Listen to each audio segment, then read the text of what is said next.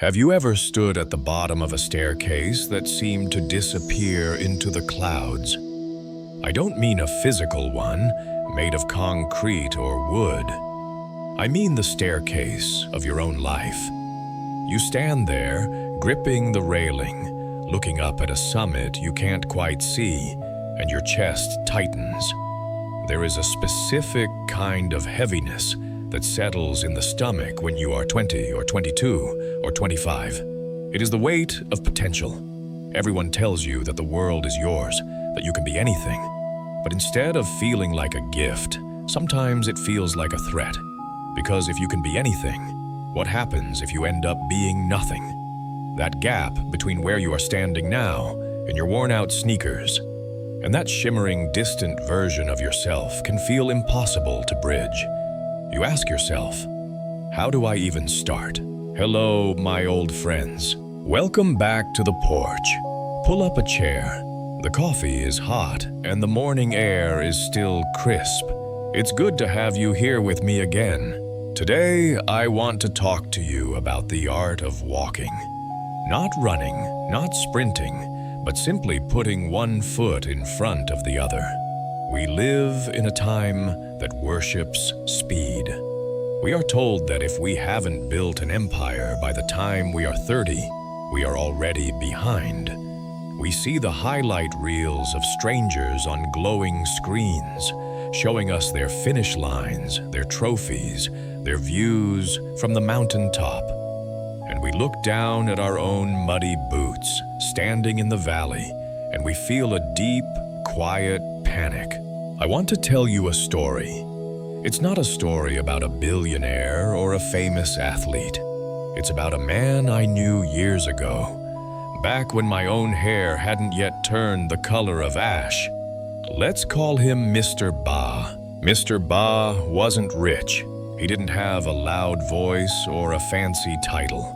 He lived on a patch of land that was more rock than soil, up near the foothills, where the wind constantly tested the strength of the roofs. I was young then, full of restless energy, always in a hurry to be somewhere else, always checking my watch. One summer, Mr. Ba decided he needed to build a stone wall along the southern edge of his property to keep the goats in and the heavy rains from washing away his vegetable patch. Now, if you've never built a dry stone wall, let me tell you, it is brutal work, it is slow, it breaks your fingernails and aches in the small of your back. I remember walking past his house on the first day. He had a pile of gray, jagged stones delivered. It looked like a mountain. The wall needed to be 50 meters long and waist-high. Looking at that pile of rocks, and then looking at the empty stretch of grass, I felt exhausted just watching him. "Mr. Ba," I said, leaning on the fence, "that's going to take you forever." He looked up, wiped the sweat from his forehead with the back of a dirty glove, and smiled. It wasn't a weary smile. It was a calm one. "Maybe," he said. "But I'm not building a wall today, son." I looked at him, confused. "What are you doing then?" He bent down, picked up a single stone, a heavy, awkward thing with sharp edges, and turned it over in his hands. He felt the weight of it. He looked for the flat side. He walked over to the trench he had dug and set it down. He wiggled it until it sat firm in the earth. He tapped it with his hammer. Clink, clink. "I'm just laying this stone," he said softly, "and I'm going to lay it as perfectly as I can. That's all I'm doing today." I watched him for a while. He didn't look at the end of the property line. He didn't look at the massive pile of rocks waiting for him. His entire world narrowed down to the single rock in his hands. He treated that rock with respect. He gave it his full attention. I came back 3 days later. A few meters were done. It was solid, beautiful, in a rough, honest way. I came back 2 weeks later. The wall was growing. By the end of the summer, the wall was finished. It stood sturdy and proud, a testament to patience. It looked like it had been there for 100 years, and like it would stand for 100 more. Mr. Ba taught me something that summer that no textbook ever could. He taught me that forever is just a collection of nows. You see, many of you listening right now are paralyzed by the size of the wall you want to build. You want to write a novel, but you're terrified of the 300 blank pages. You want to start a business, but you're overwhelmed by the tax forms, the marketing, the product design, the fear of failure. You want to get fit, but the idea of a year of training makes you want to stay in bed. You are looking at the pile of rocks. You are looking at the 50 meters of empty grass. And because the task looks insurmountable, you don't pick up the first stone. This paralysis creates a heavy silence in your life. It's the silence of things left undone. It breeds anxiety. You spend your nights staring at the ceiling, calculating how far behind you are, worrying about the future, playing out catastrophe scenarios in your head. You exhaust yourself without ever moving a muscle.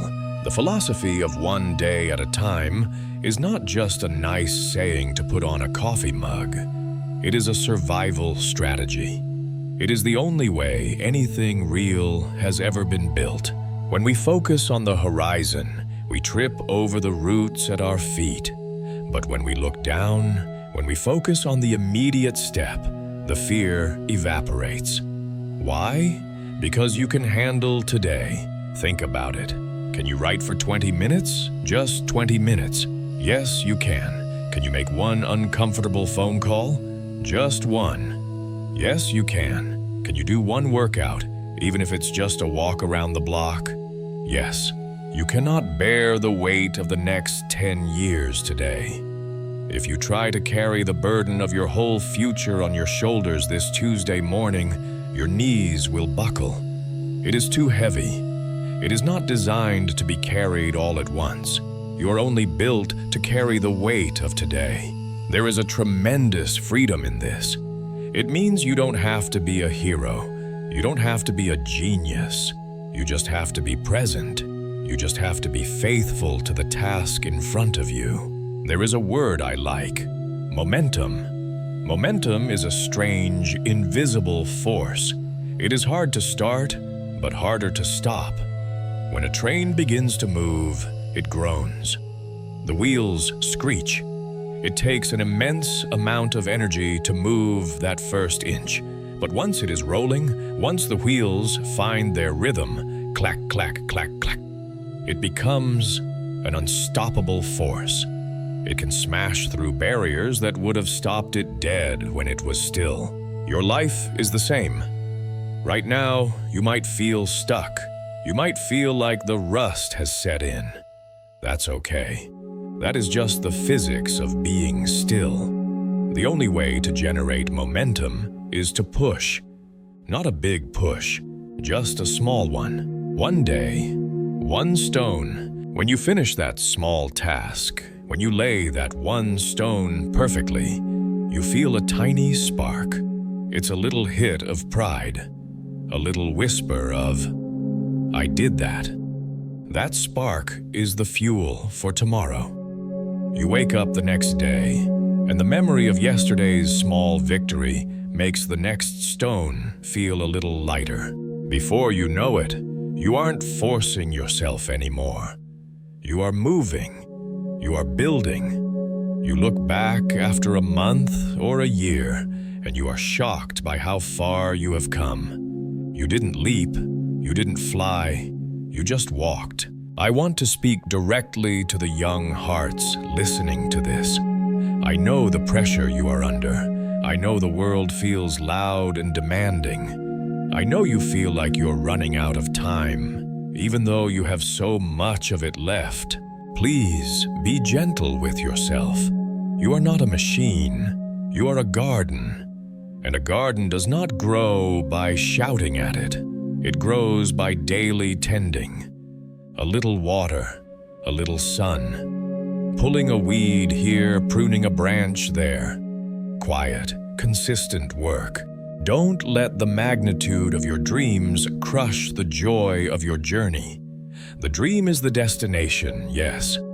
But the life? The life is in the walking. The life is in the feeling of the rough stone in your hand, the smell of the rain coming over the hills, the satisfaction of a tired body at the end of a good day. So here is the invitation for the journey ahead of us in this series.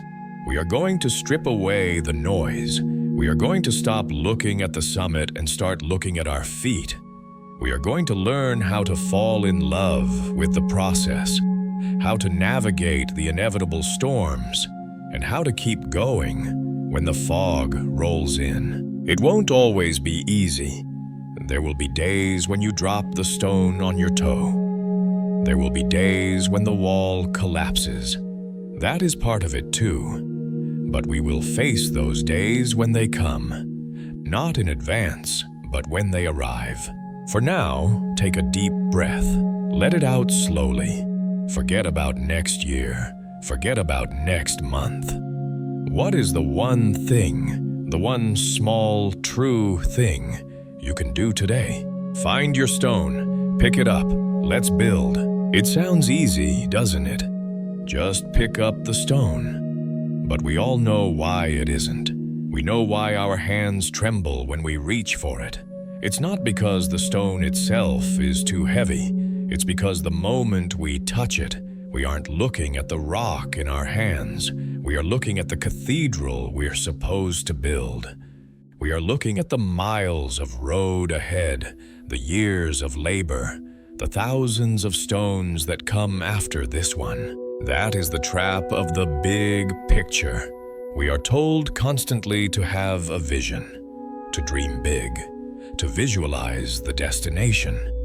And while there is truth in that, there is also a quiet, crushing danger. When you stare too long at the summit of the mountain, the ground beneath your feet starts to feel unworthy. You start calculating the distance, and the math never seems to work out in your favor.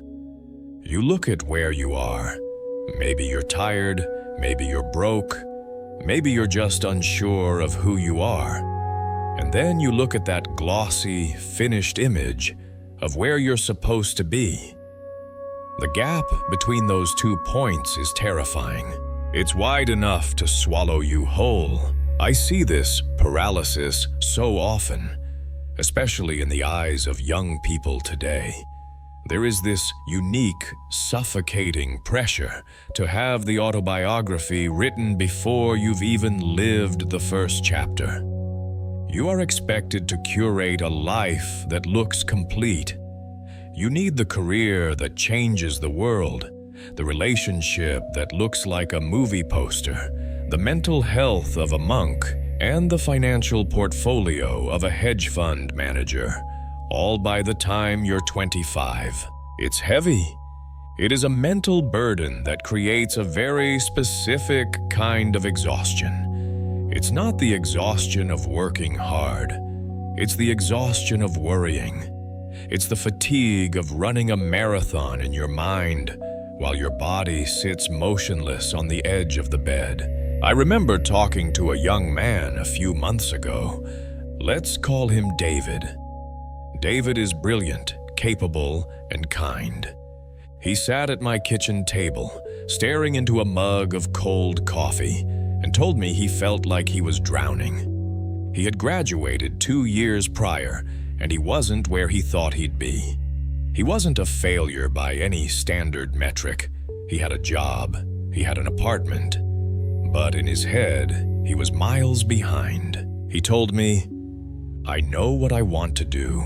I want to write, but every time I sit down to start a story, I think about how long it takes to get published. I think about how many people are better than me.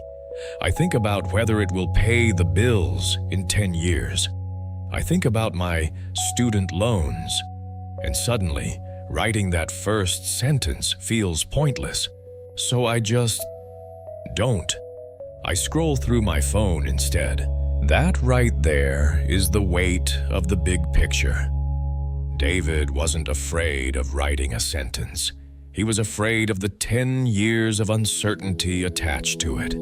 He was trying to solve the problems of 2034 while sitting in 2024. And because he couldn't solve the future, he couldn't act in the present. This is the great irony of our time. We have more information than any generation before us, and often that knowledge acts like a cage. We see everyone else's highlight reels. We see the Yahoo 30 under 30 inches lists. We see the finished products.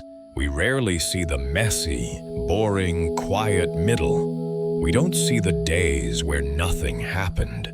We don't see the failures that didn't make the biography. So, when we look at our own lives and we see the mess and the confusion and the slow pace, we assume something has gone wrong. We assume we are broken. We freeze, we procrastinate. Not because we are lazy. Laziness is rarely the actual problem, but because we are overwhelmed. Procrastination is often just a defense mechanism. It's your brain trying to protect you from the pain of facing that massive gap between your reality and your expectation. If you don't start, you can't fail. If you don't pick up the stone, you don't have to admit that you don't know how to build the cathedral yet. There is a violence in demanding that you figure it all out right now. It ignores the natural rhythm of things. Think about a tree. A sprawling ancient oak tree doesn't wake up one morning and stress about whether its branches will reach the roof of the house next door. It doesn't worry about the winter that is 6 months away. It just drinks the water in the soil today. It reaches for the sliver of sunlight available today. It grows in silence, cell by cell. If the oak tree tried to force 50 years of growth into a single season, it would snap. Yet, that is exactly what we try to do to our spirits. We try to force a lifetime of wisdom and security into a single moment of decision. We stand at the crossroads and demand a map that shows every pothole for the next 40 miles. And when we don't get that map, we just stand there. The engine runs, the gas burns, the anxiety builds, but the wheels don't turn. I want you to consider the possibility that you are not supposed to know where this goes. Not entirely. The most interesting people I know, the ones who are truly content, the ones who have built lives of substance, none of them had a master plan that worked out perfectly. Most of them stumbled. They took a job because they needed rent money, and there they met a mentor who changed their trajectory. They tried to be musicians and ended up being teachers, and found they loved the classroom more than the stage. They picked up a stone, not knowing what they were building, and just placed it on top of the last one. The momentum we are looking for does not come from clarity. We wait for clarity to strike like lightning, thinking, once I know exactly what I want to do, then I will run full speed. But clarity is not a lightning bolt. Clarity is a result. Clarity comes from the movement. You figure out the path by walking it, not by studying the map. When you are paralyzed by the bigness of it all, when you feel that inadequacy creeping in because you haven't made it yet, you have to shrink your world. This sounds counterintuitive, I know. We are told to expand our horizons, but when the horizon is full of storms and frightening uncertainties, it is okay to lower your gaze. It is okay to put blinders on. Imagine you are driving at night in a thick fog. You can't see the town you're driving to. You can't even see the exit sign a mile down the highway. All you can see is the 10 feet of pavement illuminated by your headlights. If you stop the car because you can't see the destination, you will never get there. You will sit in the dark and the cold. But if you trust those 10 feet of light, just those 10 feet, and you drive into them, guess what happens? The light moves with you. You get another 10 feet, and then another, and eventually, you arrive. The big picture is just a fantasy. It's a ghost story we tell ourselves to scare us out of doing the work. The only thing that is real is the 10 feet in front of you. The only thing that is real is the next hour. So let's go back to that feeling of inadequacy, that voice that says, "It's too much, I'm too far behind, it's too late." That voice is a liar. It is lying to you because it is afraid of the work. It wants you to stay safe, quiet, and still. But you know, deep down, that there is something better than safety. There is the rough, gritty texture of making progress. Drop the weight of the next 10 years. You are not strong enough to carry it, and you weren't made to. No human back was built to carry the future. You're only built to carry the present. When you let go of the need to have it all figured out, a strange thing happens. The air gets a little lighter. The panic subsides just enough to breathe. You realize that you don't need to build the cathedral today. You don't even need the blueprints today. You just need to handle what is right in front of you. Maybe that means washing the dishes that have been sitting in the sink for 3 days. Maybe it means writing one terrible paragraph. Maybe it means sending one email, or just getting out of bed and taking a shower. These things seem small. They seem insignificant compared to the crushing weight of finding your purpose or securing your future. But they are everything. They are the 10 feet of light in the fog. And once you move into that light, you're no longer paralyzed. You're moving. And movement, no matter how slow, is the antidote to despair. So, we stop looking at the mountain. We stop looking at the summit.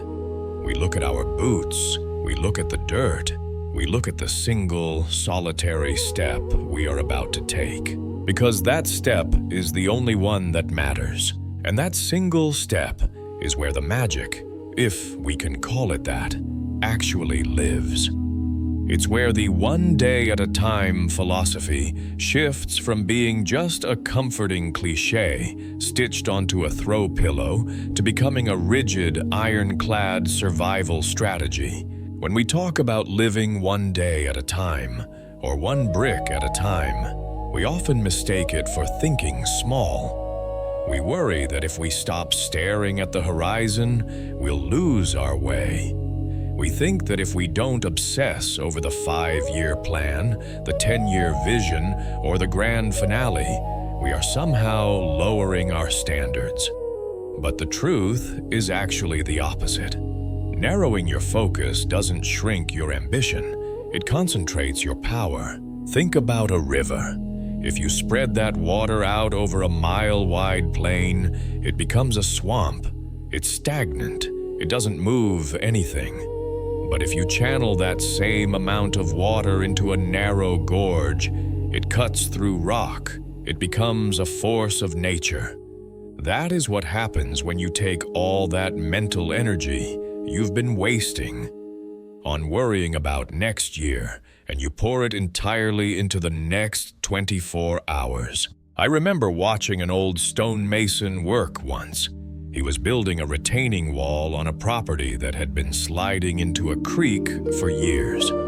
It was a massive job. The mud was heavy, the slope was steep, and the weather was fighting him every inch of the way. If you stood back and looked at the sheer scale of the erosion, your heart would sink. It looked like a job for a machine, for an army of workers. Not one man in flannel with a trowel and a bad knee. I asked him, naive as I was, how long he thought it would take to finish. He didn't even look up. He scraped a bit of mortar off his trowel, tapped a jagged limestone rock into place, and said, "I'm not building a wall, son. I'm just laying this stone." He told me that if he thought about the wall, the finished thing, the hundreds of tons of rock, the weeks of back-breaking labor, he'd never get out of his truck in the morning. The weight of the whole was too heavy to carry, but he could carry one stone. Anyone can carry one stone. That is the secret we often miss when we are drowning in anxiety.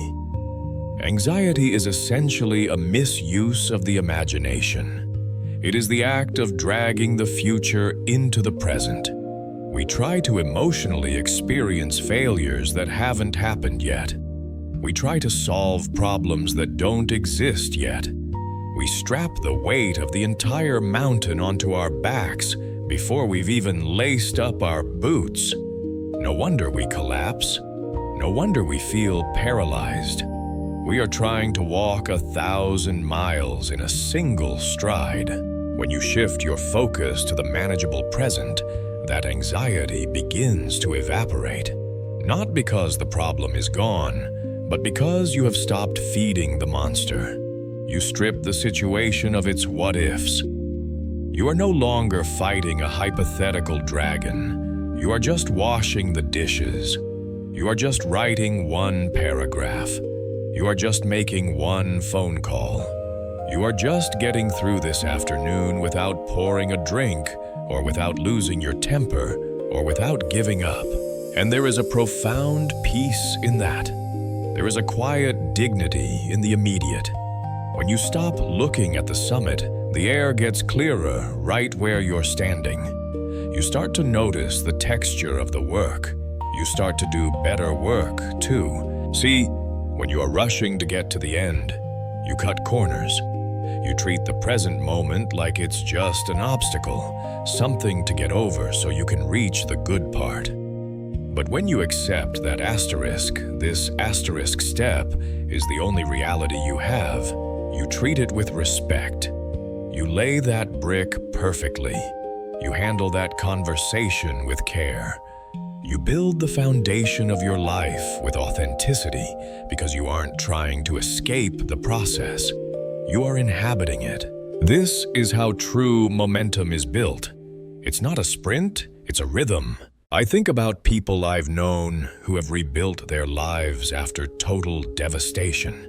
Maybe a bankruptcy, a divorce, or a severe illness. The ones who made it back didn't do it by looking at the wreckage and screaming, "How will I ever fix all of this?"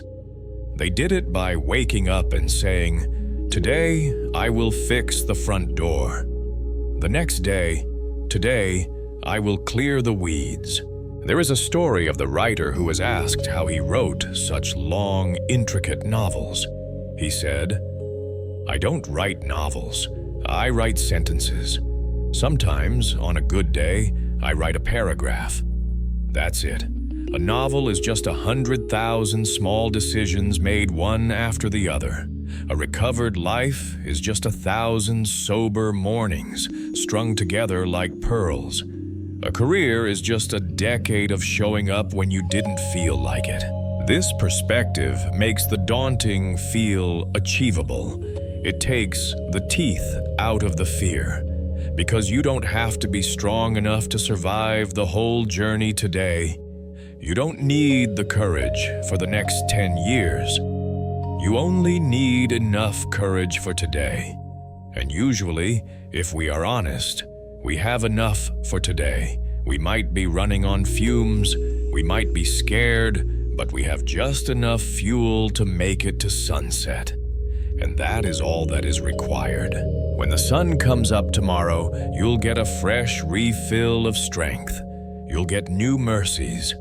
But you cannot hoard tomorrow's strength today. That's not how it works. There is a freedom in this that is hard to describe until you feel it. It's the freedom of letting go of the outcome. We spend so much time obsessing over the result. Will I get the job? Will she come back? Will the business succeed? That obsession creates a tightness in our chest. It makes us rigid. But when you focus on the brick, on the day, on the step, you loosen up. You realize that the outcome is not in your hands. The effort is. The quality of your attention is. So you learn to fall in love with the process. You learn to find satisfaction in the simple act of doing. It reminds me of hiking in deep snow. If you look up at the trail ahead, all you see is white, endless, and cold. It's exhausting just looking at it. But if you put your head down and watch your boots break through the crust, hearing that crunch, feeling the muscle in your leg engage, breathing in the sharp air, suddenly, it's not a trek anymore. It's just walking. And walking is something you know how to do. You keep walking. And then, a strange thing happens. You look up, expecting to be in the same spot, and you realize you've moved miles. You've climbed higher than you thought possible. You didn't do it by leaping. You did it by refusing to stop. You did it by being faithful to the few feet of ground directly in front of you. This approach builds a life that is sustainable. It burns cleaner. It doesn't rely on bursts of manic motivation that fizzle out after a week. It relies on the steady, quiet hum of discipline. It's the difference between a firework and a hearth fire. One is flashy and loud and gone in a second. The other keeps the house warm all winter long. So, if you are feeling crushed right now by the size of your dream or the weight of your trouble, I want you to try something. Physically, mentally, take the weight off. Put down the 5-year plan. Stop worrying about what happens in December. Look at your hands. Look at where you are sitting. What is the one thing, the one small, necessary thing that you can do right now? Maybe it's sending that email you've been dreading. Maybe it's putting on your running shoes. Maybe it's just drinking a glass of water and taking a deep breath. Whatever it is, do it. Do it with your full attention. Do it as if it is the only thing that matters in the world right now. Because, in a very real sense, it is. When you finish that small task, you will feel a tiny spark, a little hit of "I did that." That is momentum. That is the first brick. And then you reach for the next one. You don't look at the wall. You just reach for the next stone. And day by day, breath by breath, you will find that the mountain isn't something you conquer. It's something you become part of. You traverse it not by fighting it, but by pacing it. The anxiety falls away, replaced by a quiet confidence that says, I can handle this. Not all of it at once, but I can handle this moment. And really, that's all a life is, a succession of moments. If you can handle this one, you can handle the next. And before you know it, you'll be standing on the summit, looking back at the long, winding path, wondering how you ever got there. And you'll know. You'll look at your worn-out boots, and you'll know exactly how you did it. That feeling of looking at your worn-out boots, that knowing, is a beautiful place to land. But we have to be honest about something. We have to talk about the time before the boots were worn. We have to talk about when the boots were brand new, stiff in the box, and you were standing at the bottom of the hill, looking up, terrified to take the tag off. Because that is where the real battle happens. It's not in the middle of the storm, and it's not at the finish line. The hardest part of any journey is the silence right before you start. It's that moment when the dream is massive and you feel incredibly small. I want to tell you about a friend of mine. Let's call her Clara. Clara had spent 10 years working in a high-rise office, staring at spreadsheets, while her heart was somewhere else entirely. She wanted to illustrate children's books. It was a gentle dream filled with watercolors and whimsical animals, but to her, it felt like trying to build a rocket ship in her backyard. For 2 years, Clara did what many of us do. She prepared, she researched, she bought the finest brushes, the most expensive cold-press paper, and a set of paints that cost more than her monthly car payment. She set up a studio in the corner of her bedroom. She adjusted the lighting. She bought a special chair for her posture. She built the perfect environment for art. And then she sat there. For 3 months, that expensive paper stayed white. Every evening after work, she would come home, make tea, sit in her special chair, and stare at the blank page. And the longer she stared, the heavier the silence got. You see, in her head, she wasn't just trying to draw a picture. She was trying to justify leaving her career. She was trying to prove she was talented. She was trying to make something that would hang in a museum or sit on a bestseller shelf. She wasn't trying to paint. She was trying to produce a masterpiece on the first try. The weight of that expectation paralyzed her. She was terrified that if she put the brush to the paper and the line came out crooked, it would prove that she was a fraud, that she had made a mistake. So she did nothing. She dusted the desk. She sharpened pencils that were already sharp. She scrolled through social media, looking at other artists who were already successful, which only made her feel smaller, later, and more behind. The turning point didn't come with a lightning bolt. It wasn't some movie moment where the music swelled and she suddenly found her confidence. It happened on a rainy Thursday when she was just too tired to care anymore. She had had a rough day at the office, one of those days where nothing goes right and you feel like a cog in a machine. She came home, slumped into that expensive chair, and looked at the pristine white paper. She was angry. She was angry at her job, angry at the rain, and mostly angry at herself for being a coward. She grabbed a cheap ballpoint pen from her purse. Not the expensive brushes, just a distinctively average blue office pen. She didn't try to draw a character. She didn't try to make art. She just started scratching. She drew a jagged, ugly line across the page, then another. She drew a lopsided circle that looked like a potato. She started scribbling out her frustration, pressing so hard the paper tore a little. It was ugly, it was messy, it was absolutely imperfect. And then she exhaled. For the first time in months, the page wasn't blank. She had ruined it. And the sky didn't fall. The art police didn't kick down her door. The world kept turning. By ruining the perfection of the blank page, she had broken the spell. She looked at that lopsided potato shape and thought, well, that's terrible. I can definitely do better than that. So she turned the page, and she drew a slightly better circle. Then she picked up a brush. She didn't paint a masterpiece that night. She painted a very clumsy-looking duck, but she painted. That is the courage of the first imperfect step. We often think courage is a roar. We think it's charging into battle.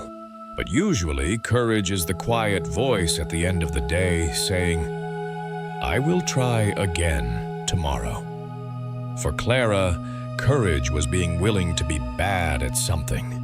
It was the willingness to make something ugly in service of eventually making something beautiful. This paralysis, this fear of the blank slate, it happens to all of us. Maybe for you, it's not a drawing. Maybe you're a student staring at a blinking cursor, needing to write a 50-page thesis. and you haven't written a word because you want the first sentence to be profound. Maybe you want to get back in shape, but you're intimidated by the gym because you think everyone else knows what they're doing, and you don't. So you don't go at all. Maybe you need to have a difficult conversation with a partner, but you're waiting for the perfect time. So the silence just grows wider. The trap is thinking that you need to build the momentum before you start moving. That's not how physics works, and it's not how life works. You don't wait for the water to boil before you turn on the stove. You turn the knob, you strike the match, and you wait for the heat to build. Action creates momentum. Motivation is usually the result of movement, not the cause of it. Think about pushing a stalled car. You know that feeling? You lean your weight against the bumper, digging your feet into the pavement. You push with everything you have, and for a few seconds, nothing happens. It's heavy, it's stubborn, it feels impossible. That is the moment where most people give up. They think, it's too heavy, I'm not strong enough. But if you keep pushing just for a few more seconds, the tires rotate. Just an inch, then 2 inches, and suddenly the car is rolling. Once it's rolling, you don't have to push nearly as hard to keep it moving. The hardest part was just overcoming that initial state of rest. Clara's scribbled blue lines were her pushing the car. It wasn't pretty, but it broke the friction. There is a concept in writing called draft zero. Not the first draft, but draft zero. The first draft implies there is some structure. Draft zero is just dumping the sand into the sandbox so you can build the castle later. You have to give yourself permission to write a draft zero of your life. Give yourself permission to have a workout where you only last 10 minutes and you feel winded. Give yourself permission to write a paragraph that makes no sense. Give yourself permission to start a business project that is held together with duct tape and hope. Because you cannot fix what doesn't exist. You can edit a bad page. You cannot edit a blank one. You can improve a bad form in the gym. You cannot improve a workout you didn't do. When we strip away the need for that first step to be significant, we actually make it possible. If you lower the bar, you can step over it. And then you can raise it a little tomorrow. I want you to think about that thing you've been avoiding. You know what it is. It's hovering in the back of your mind right now. It's that email you haven't sent. It's that closet you haven't organized. It's that application you haven't filled out. You're waiting for the perfect mood. You are waiting to feel ready. You are waiting for the fear to go away. The fear doesn't go away while you are standing still. The fear only leaves once you are moving, because then you are too busy navigating the path to worry about the fall. So let's be brave enough to be imperfect today. Let's be brave enough to be beginners. The expert at anything was once a beginner. The master was once a disaster. The only difference between the person who did it and the person who didn't is that the person who did it was willing to look foolish in the beginning. Don't look at the summit today. Don't look at the miles you have to go. Just look at your feet. Look at the ground right in front of you. Take the messy step, the wobbly step, the step that feels too small to matter. Write the terrible sentence. Draw the lopsided circle. Put on your shoes and walk to the end of the driveway and back. Because that tiny, imperfect action is a declaration. It's a signal to yourself and to the world that you are no longer waiting. You are moving. And once you are moving, anything is possible. That is how you build momentum. Not with a grand gesture, but with a quiet, stubborn refusal to stand still. One imperfect step at a time. There is a strange thing that happens after you take that first imperfect step. You look around, waiting for the applause. You wait for the clouds to part or for some sudden surge of energy to course through your veins, telling you that you've made it. But usually there is only silence. The room looks the same. The problem is still there, largely unsolved. If you wrote one sentence of that book, the page is still mostly white. If you did one push-up, you look exactly the same in the mirror as you did a minute ago. This is the dangerous moment. This is where most people quit. They look at the result of that tiny effort. They weigh it against the mountain they have to climb, and they think, this doesn't matter. This is a drop in the ocean. But they are wrong. It is the only thing that matters. See, we often misunderstand the physics of success. We think momentum is about speed. We picture a train barreling down the tracks at 100 miles an hour. But momentum doesn't start with speed.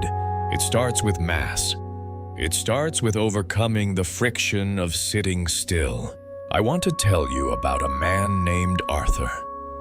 Arthur was a carpenter I knew years ago. He was a master at his craft, the kind of guy who could run his hand over a piece of rough walnut and tell you exactly what it wanted to become. But life hit Arthur hard. He lost his wife to illness, and grief didn't just break his heart, it broke his will. For a year, his workshop sat silent. Dust settled on his saws. The smell of sawdust, which used to be his perfume, grew stale. He told me later that the hardest part wasn't the sadness. It was the lack of belief that he could ever make anything beautiful again. He felt heavy, physically and spiritually. The idea of building a table felt as impossible as building a cathedral. One Tuesday, for no particular reason, he walked into the shop. He didn't pick up a saw. He didn't look at the blueprints. He just picked up a broom. He swept a 3-foot square patch of the concrete floor. That was it. He swept the dust into a pile, put it in the bin, and turned off the lights. The next day, he walked in and saw that clean patch of concrete. It stood out against the gray grime of the rest of the floor. And something shifted. Not a lot, just a fraction of an inch. But that clean square was evidence. It was proof that he could change the state of things. He swept the rest of the floor that day. The day after that, he sharpened one chisel. Just one. He liked the sound the metal made against the stone. It was a familiar sound, a sound from his past life. 2 weeks later, he was cutting wood again. This is the unseen power of the small win. Arthur didn't need motivation to build a table. He needed evidence that he was still a builder. When we are stuck, we tend to lose trust in ourselves. We make grand plans at 2:00 a.m. We promise ourselves we'll change our whole lives tomorrow. And by noon, we've already broken that promise. Every time we do that, we chip away at our self-respect. We learn that our word means nothing. We learn that we are not reliable. The small win reverses this. It is a way of rebuilding your reputation with yourself. When you complete a minor task, washing the dishes that have been sitting in the sink for 3 days, sending that one email you've been dreading, or just walking to the end of the street and back, you are signing a contract with yourself. You are saying, I said I would do this, and I did it. The psychological shift here is subtle, but it is profound. It's chemical. Your brain releases a tiny hit of dopamine when you finish a task, no matter how small.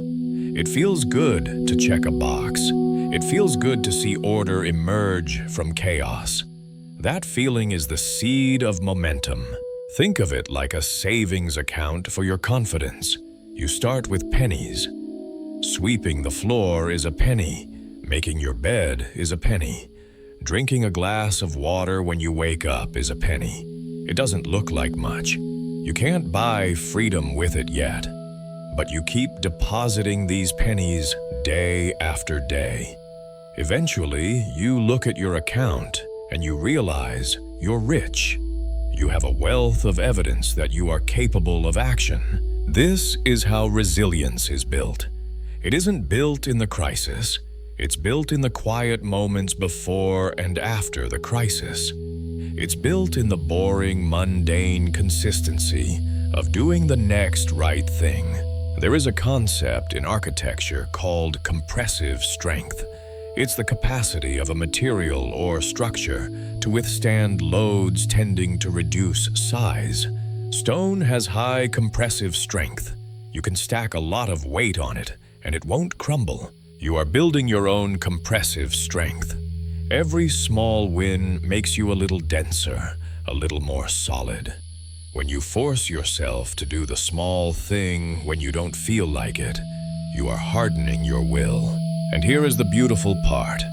That energy transfers. Once you have swept the floor, the idea of sharpening the chisel doesn't seem so heavy. Once the chisel is sharp, the wood looks inviting. Motivation is not the spark that starts the fire. Motivation is the fire that burns once you've already started rubbing the sticks together. We often wait to feel good before we act. We say, "I'll write when I feel inspired," or "I'll exercise when I have energy." But the equation is backward. You act to feel good. You write to find inspiration. You move to generate energy. I remember talking to a writer who had been suffering from terrible writer's block. She hadn't written a decent page in months. She felt like a fraud. I asked her what she did to fix it. She said, "I stopped trying to be a writer. I just started trying to be a person who types for 10 minutes. She lowered the bar. She lowered it so much that she couldn't fail.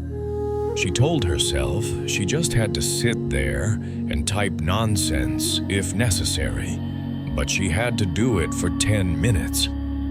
The first few days were garbage, but on the fourth day, the 10 minutes turned into an hour. The nonsense turned into a paragraph. The paragraph turned into a chapter. She tricked her brain. She bypassed the fear of the big task by hiding it inside a small win. This process nurtures a deep, quiet resilience. It's not the loud, chest-thumping resilience of a movie hero. It's the resilience of water wearing down a rock. It's patient. It's inevitable. When you operate this way, you stop being afraid of the size of your dreams. You stop looking at the summit of the mountain and getting dizzy. You just look at your boots. You look at the trail 3 feet in front of you. You know that you can walk 3 feet. You've proven it to yourself 1,000 times before. And when you trust yourself to take that 3-foot step, you free yourself from the anxiety of the future. You are here, right now, handling this moment. That is enough. So, if you are feeling stuck today, if you are feeling like you've lost your momentum, don't try to be a hero. Don't try to fix your whole life before dinner. Just find one thing, one small, dusty corner of your life that you can sweep, one drawer you can organize, one phone call you can make. Do it. Do it well. And then take a moment to feel that quiet satisfaction. Let it settle in your chest. That is the feeling of the gears beginning to turn. That is the sound of the engine catching. You are not stagnant. You are just gathering speed. And it all begins with the victory of the smallest step. So, let's talk about how to keep that engine running without burning it out. Let's talk about the strategy of the small. I know that when you look at the road ahead, it's easy to get vertigo.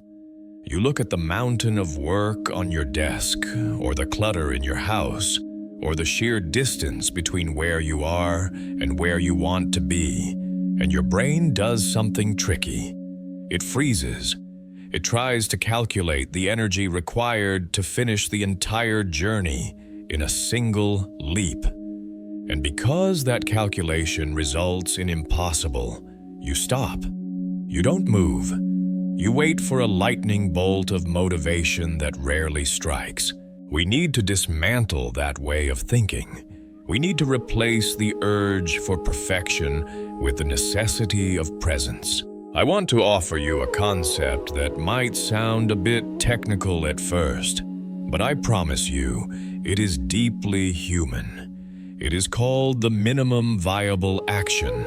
In the business world, people talk about a minimum viable product, the simplest version of a thing that you can actually put out into the world. But for us, for the living of our lives, it means asking yourself a very specific question.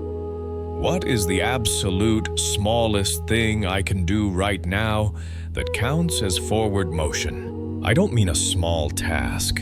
I mean microscopic. I mean an action so small that your brain doesn't have time to be afraid of it. An action so ridiculous that you cannot say no to it. Let me tell you about a man I met years ago named Arthur. Arthur had always wanted to write a memoir about his grandfather, who was a carpenter in the old country. For 10 years, Arthur talked about this book. He bought notebooks.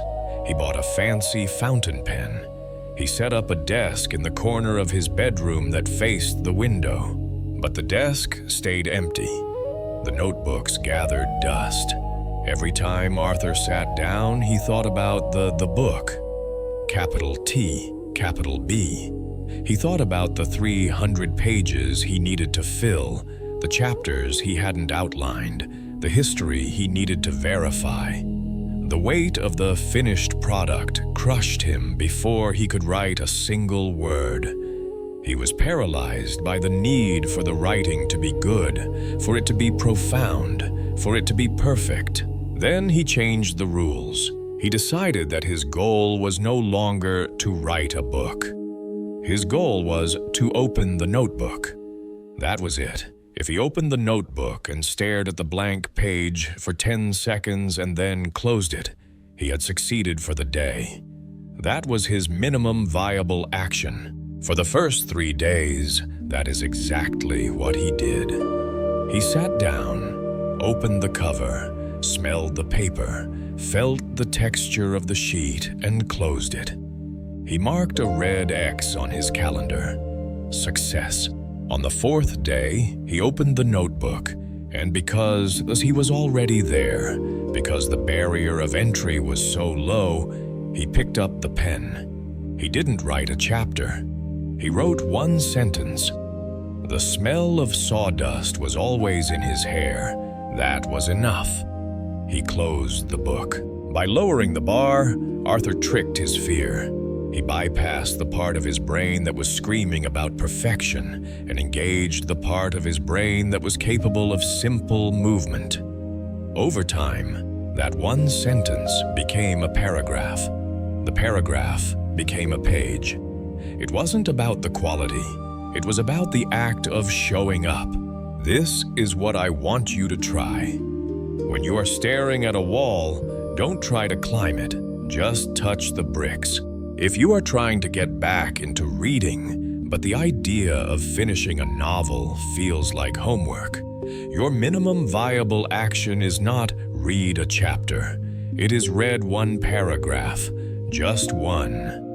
If you read that paragraph and want to stop, you have my permission to stop. You have kept the promise to yourself.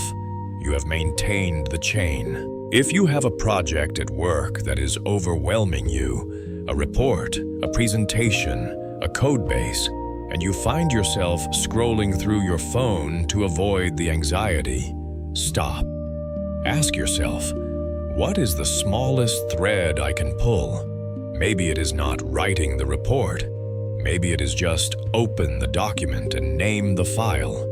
Maybe it is find one statistic. Maybe it is write the subject line of the email. Do that one thing, and then step back. There is a profound humility in this approach. It requires us to let go of the ego that says, I should be doing more. I should be further along. That voice is a liar. That voice keeps you stagnant.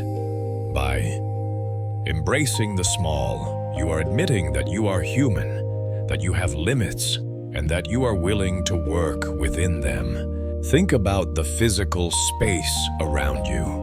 Maybe your home has gotten out of control. We've all been there when the sink is full, the laundry is piled on the chair, and the floor is a mess. You look at it and you feel defeated. You think, I need 3 hours to clean this. And because you don't have 3 hours of energy, you do nothing.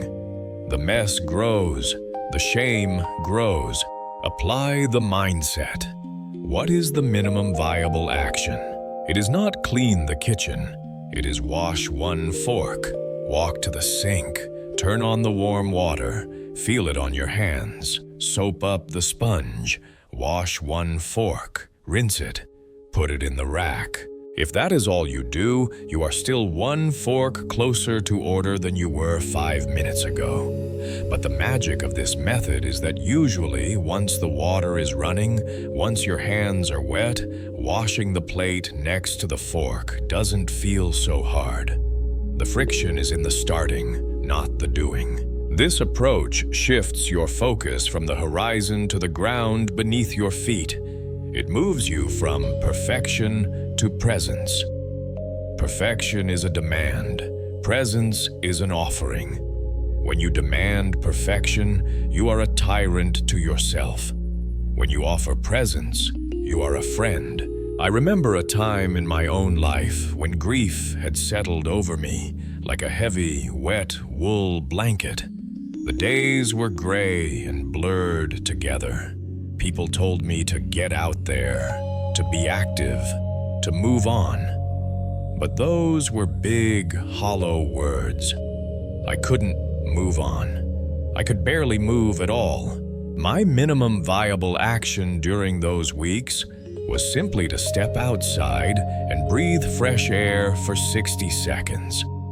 I didn't have to walk. I didn't have to exercise.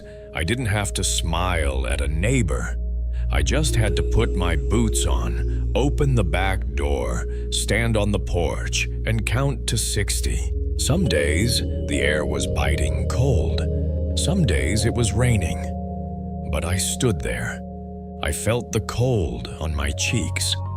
I watched the gray clouds drift. I listened to the distant hum of traffic. And in those 60 seconds, I wasn't fixing my grief. I wasn't solving my life, but I was present. I was engaging with the world, even if only by a fingertip. And slowly, very slowly, the 60 seconds became 5 minutes. The standing became walking to the end of the driveway. The driveway became the block. You do not need to be a hero every day. You do not need to conquer the world before breakfast. You just need to identify the pebble you can move. So here is my challenge to you for today or for tomorrow morning. Look at the thing you have been avoiding. You know what it is. It's the thing hovering in the back of your mind, casting a shadow. Don't look at the whole thing. Break it down until you find a piece so small, it seems almost silly to do it. If you want to get fit, don't worry about the hour-long workout. Just put on your running shoes and tie the laces. That's it.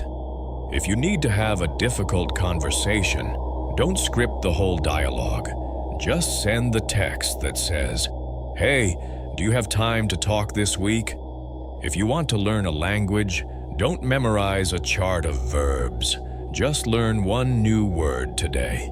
Do it well. Do it with full attention. And then give yourself credit. We often think that momentum is about speed, like a race car tearing down a track. But real momentum, the kind that lasts a lifetime, is more like a glacier. It moves slowly, almost imperceptibly, but it has the weight of the earth behind it. It carves valleys. It shapes mountains. It is unstoppable because it is constant. The minimum viable action is how you become the glacier. You stop worrying about speed and you focus on mass. You add one small stone, then another, then another. You are building a reputation with yourself. Every time you define a small task and actually complete it, you are proving to yourself that you are reliable. You are teaching your nervous system that it is safe to act. You are quieting the fear of failure because it is very hard to fail at washing one fork. And when you stack these tiny victories day after day, they begin to fuse together. They form a foundation. You wake up one morning and realize that the writing is getting done, the house is getting cleaner, the body is getting stronger. Not because you performed a miracle, but because you refused to stop. You simply kept placing one foot in front of the other, focusing only on the inch of ground directly ahead of you. There is a peace in this. It takes the pressure off. You don't have to be perfect. You just have to be here. And you just have to do one small thing. So, take a breath. Look around you. What is the one small thing? Find it, do it, and watch the momentum build. But we have to be honest with each other about what happens next. It's easy to talk about taking things one day at a time when the sun is out and you can see the path clearly. It is a beautiful thing to watch that momentum build, to feel the rhythm of your own progress humming beneath your feet like a well-paved road. You start to trust yourself. You think, I've got this. I finally understand how to move forward. And that is usually the exact moment when the road washes out. This is the part of the journey that the highlight reels don't show. We love the montage of steady climbing, but real life doesn't work that way. Progress is rarely a straight line shooting upward. It is a jagged, messy scrawl. It loops back on itself. It dips into valleys that feel deeper than where you started. Let me tell you about a man named Arthur. I met him a few years ago in a small coastal town where the salt air eats the paint off the houses. Arthur was a carpenter, a man who worked with his hands his whole life until a tremor in his nerves took that away from him. He couldn't hold a hammer steady, couldn't cut a straight line. For a man whose identity was built on precision, this was a devastation that I cannot properly describe. He fell into a deep, quiet depression. The tools gathered dust. The workshop went silent. For a long time, Arthur sat in his chair by the window, watching the tides come in and go out. He felt that his useful days were behind him. But then he found the one day at a time philosophy. He decided he couldn't build houses anymore, but he could carve. He could hold a small block of soft wood and a dull knife, and he could make shapes. He started small, a bird, a simple sphere. It was slow, agonizing work. The tremor was always there, fighting him. But he found a rhythm. One shaving of wood at a time. He started to feel that spark again, that warmth in the chest that comes from creating something. He had momentum. He had a row of small wooden figures on his windowsill, proof that he was still here, still capable. Then came the winter. It was a harsh one, damp and bitter. Arthur caught a bad chest cold that lingered for weeks, turning into pneumonia. He was bedridden. His hands grew stiff from disuse. When he finally recovered enough to go back to his chair, the wood felt alien to him. He picked up his knife, and his hand shook worse than ever.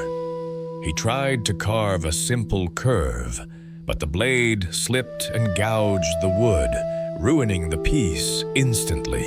He tried again. Another slip, another ruined block. In that moment, the momentum didn't just stop. It shattered. All those months of slow progress felt like a lie. The voice in his head, the one we all know, the one that whispers our worst fears, began to shout. It told him he was foolish for trying. It told him the previous success was just a fluke. He swept the wooden figures off the windowsill in a fit of anger. They clattered to the floor, some of them chipping. He left them there. He went back to staring out the window at the gray ocean. This is the setback. This is the crash. Maybe you know this feeling. Maybe you were 3 months sober, and then you had a drink. Maybe you were eating well, taking care of your body, and then a week of stress sent you back to the comfort food and the couch. And now it's been a month, and you haven't moved. Maybe you were finally writing that book, 5 pages a day, and then life got busy. And now the file hasn't been opened in weeks, and the cursor blinking on the blank page feels like an accusation. When we hit these walls, our instinct is to look at the gap between where we are and where we were, and we despair. We think we have lost everything. We think we have to go all the way back to the starting line. But here is what I learned from Arthur, and what I want you to hear today. Arthur sat in that chair for 3 days. The unfinished, ruined wood lay on the floor. The dust settled. He was ready to give up completely. But on the 4th day, his grandson came to visit.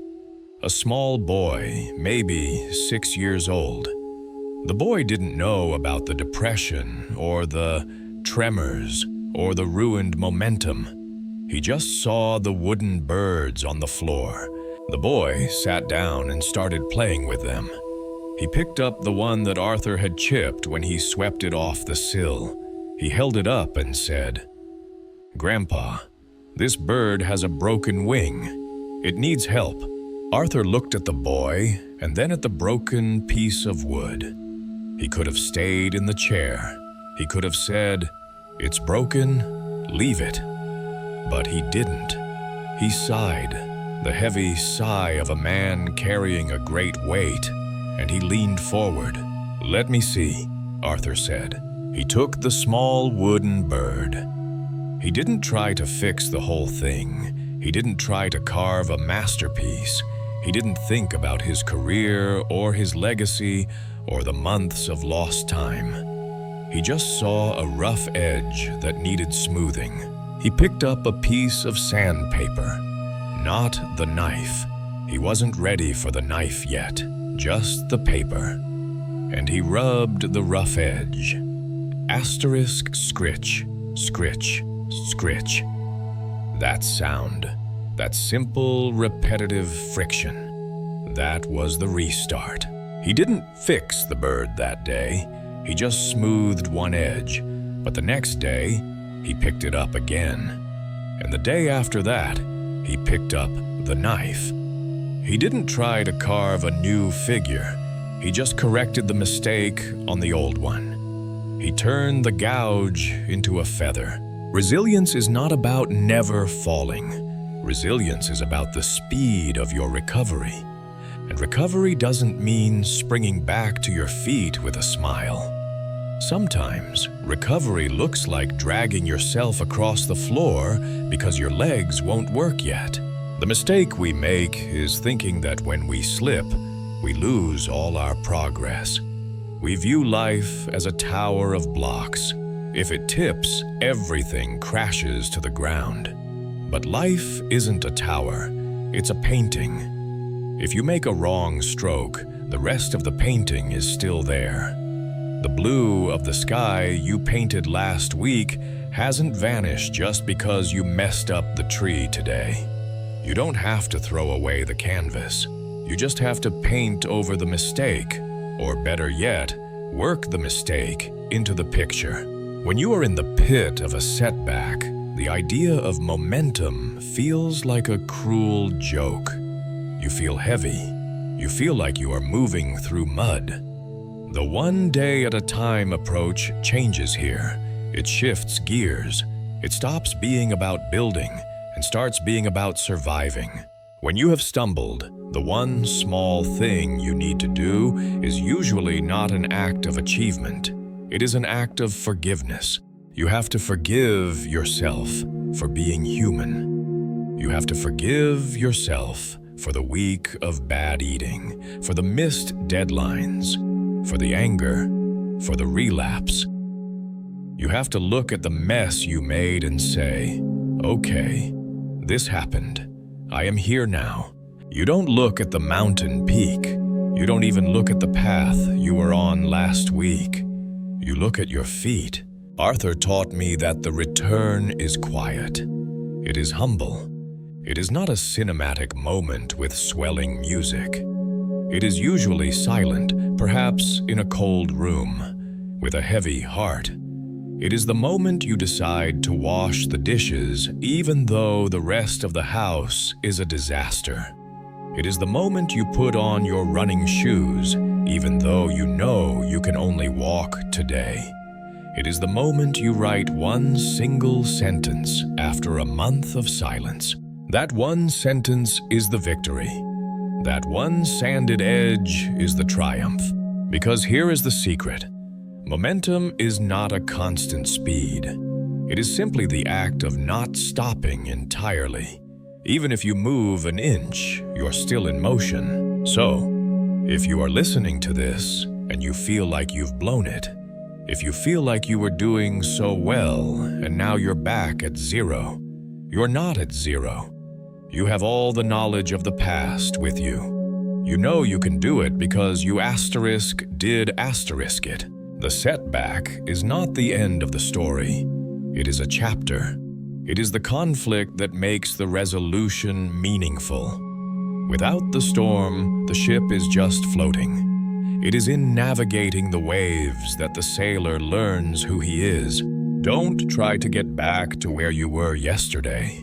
Just be where you are today. Look at the wreckage of your plans. Don't turn away from it. Acknowledge it.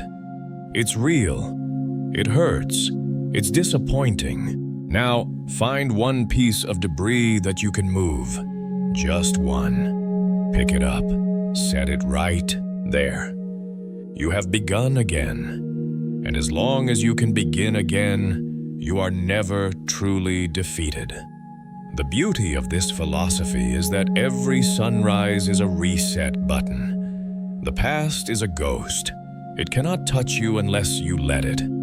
The future is a dream. It cannot sustain you. All you have is this moment, this breath, and this choice. Will you stay down, looking at how far you fell?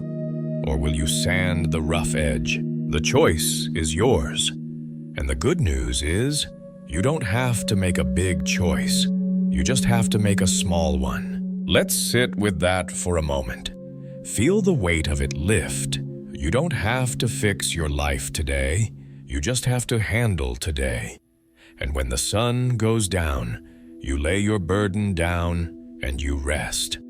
Because tomorrow, the clock resets, and you get another chance to place one foot in front of the other.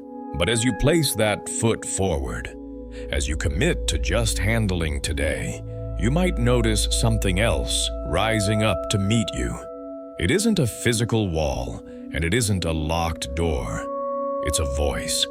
Actually, it's usually a chorus of voices, some internal, some external, all working in a discordant harmony to convince you that this step you're taking, it doesn't count. Or worse, that you aren't the right person to take it. We need to talk about that noise, because you can have the best plan in the world. You can break your day down into the tiniest, most manageable fragments. But if you are carrying the heavy, wet blanket of self-doubt, even the smallest step feels like wading through deep mud. Let's look at the internal noise first. The roommate living in your head who doesn't pay rent. The inner critic. I don't think there is a single person listening to this, no matter how successful, confident, or put together they seem, who doesn't know exactly what I'm talking about. It's that whisper that wakes up right when you do. It's the feeling that sits in the pit of your stomach when you try something new. It loves to use the word fraud. We have a fancy clinical name for it now, imposter syndrome, but really it's just an old primal fear. It's the fear that you have sneaked into a party you weren't invited to, and at any moment, the lights are going to come on, the music is going to stop, and security is going to tap you on the shoulder and ask you to leave. You might be working on a project, or raising a child, or simply trying to get sober or get healthy. You're doing the work, but the voice says, "Who are you kidding? You don't know what you're doing. Look at you. You're just making this up as you go along." Here is the honest truth that nobody puts on a billboard. We are all making it up as we go along, every single one of us. The CEO, the parent, the artist, the leader you admire most, they are all waking up, drinking their coffee, and trying to figure out how to navigate the next 12 hours without everything falling apart. The difference isn't that they know everything. The difference is that they have learned to work while the critic is talking. They don't wait for the voice to go away. They just don't give it the steering wheel. Think of that self-doubt not as a stop sign, but as a fog. When you are driving and you hit a patch of thick fog, do you turn off the car and give up on the destination? No. You slow down. You turn on your low beams. You grip the wheel a little tighter, and you focus intensely on the few feet of road you can actually see. You keep moving. The fog is uncomfortable. It's disorienting, but it doesn't change the road beneath your tires. Your competence is the road. The doubt is just the weather. But then there is the other side of this coin. If the inner critic is the fog, then the external noise, the comparison trap, is a blinding, artificial light. We live in an era that is incredibly hard on the human spirit. We carry these little black mirrors in our pockets, and through them, we have a window into the absolute best, most curated, most polished split seconds of everyone else's lives. We see the finish lines, but we never see the training. We see the best-selling book, but not the 3 years of rejection letters or the drafts that went into the trash. We see the happy family vacation photo, but not the argument in the car 5 minutes prior, or the credit card debt used to pay for the trip. And what happens? You look at your own life, your messy, unfinished, work-in-progress life, and you compare it to someone else's highlight reel. You look at your day 1 or your day 50, and you compare it to someone else's year 10. I want to tell you about a friend of mine. Let's call him Thomas. Thomas is a carpenter. He works with wood, reclaiming old timber from barns that are falling down. He's an artist, really. A few years ago, he almost quit. He told me he was spending his evenings scrolling through social media, looking at these time-lapse videos of other woodworkers building incredible, complex tables in 30 seconds. They had perfect workshops, perfect lighting, and seemingly effortless skill. Thomas looked at his own dusty, cold garage. He looked at his hands, which were cut and calloused. He looked at a chair he had been wrestling with for 2 weeks that just wouldn't sit right. And he felt small. He felt slow. He felt like he was failing because he wasn't producing masterpieces at the speed of a customized algorithm. He put his tools down for a month. The joy was gone. It had been stolen by comparison. Do you know how he got it back? He didn't get better tools. He didn't get a faster sander. He left his phone in the house. He walked out to that cold garage. He closed the door, and he just touched the wood. He smelled the sawdust. He focused on the grain of the timber in front of him. He remembered that wood takes time to shape. It resists. It has knots and imperfections. Real work is slow. Real growth is quiet. It doesn't happen in a time-lapse video. It happens in the invisible hours when nobody is watching. Thomas realized that the speed of the internet is not the speed of the human soul. This is what I want you to hear deeply today. Your journey is not a race. It is not a competitive sport. There is no leaderboard for healing. There is no blue ribbon for personal growth. When you look sideways to see how fast the person next to you is running, you stumble. You lose your rhythm. You trip over your own feet. The only pace that matters is the one you can sustain. There is a profound freedom in embracing your own mediocrity in the beginning. It is okay to be slow. It is okay to be messy. It is okay to be a beginner, even if you are 40, 50, or 60 years old. In fact, being a beginner is a beautiful thing because it means you are still alive, you are still curious, and you are still expanding. The world tries to sell us a template for success. It says, you need to have this much money by this age, this kind of house, this kind of relationship. But that template is a fabrication. It's a factory setting, and you are not a machine. You are a wild, organic thing. Think about a forest. An oak tree does not look at a willow tree and feel inadequate because it doesn't have drooping branches. A fern does not look at a pine and feel like a failure because it lives in the shade.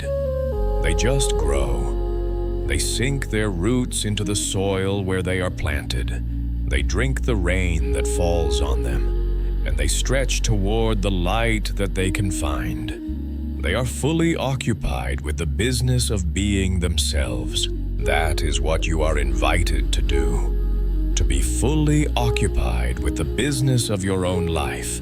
When that pressure mounts, when you feel like you aren't doing enough, earning enough, or being enough, I want you to shrink your world down. Turn off the noise. Put the phone away. Stop looking at the neighbors. Look at your hands. Look at the specific challenge that is sitting right in front of you. Maybe it's just doing the dishes. Maybe it's writing one page.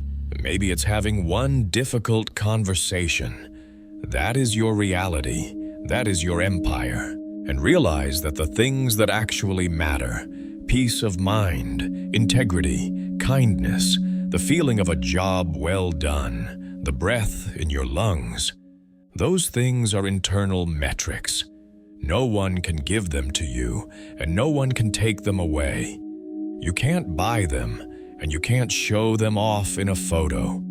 They are quiet victories. So let the critics talk. Let them chatter away in the back of your mind. Treat them like background noise in a busy cafe. You know it's there, but you can still focus on your book. Let the world race by in its hurry to be seen and admired. You don't have to join that stampede. You can walk. You can take your time. You can build something sturdy and real, brick by brick, day by day. Your progress is your own. Your pace is your own. And your unique path, with all its twists, turns, setbacks, and slow climbs, is exactly what the world needs. It doesn't need a copy of someone else. It needs the authentic version of you. So, take a breath. Find your footing. Ignore the gallery. The only eyes that matter are the ones you see in the mirror. And the only step that matters is the next one. That step you just took, the one right in front of you. It's tempting to look past it. It is human nature to fix our eyes on the horizon, on the summit, on the finished product. We live in a culture that is obsessed with the after photo. We scroll through feeds of people holding trophies, standing on podiums, or signing the big deal. We see the ribbon cutting, but we rarely see the years of digging the foundation in the rain. Because of this, we convince ourselves of a dangerous lie, that happiness is something waiting for us at the finish line.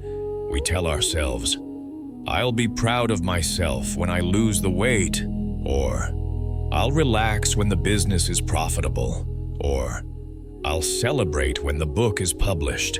But here is the hard truth about living that way. You are guaranteeing that for 99% of your life, you're waiting to live. You are withholding approval from yourself. You are starving your spirit of the very fuel it needs to keep going.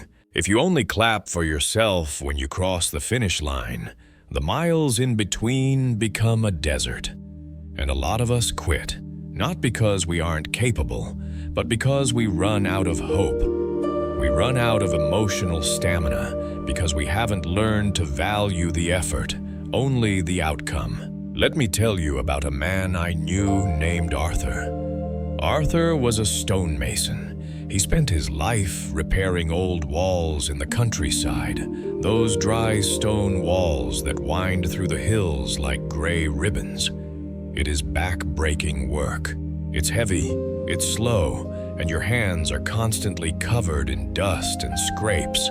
One afternoon, I walked out to see him working on a section of wall that had collapsed during a winter storm.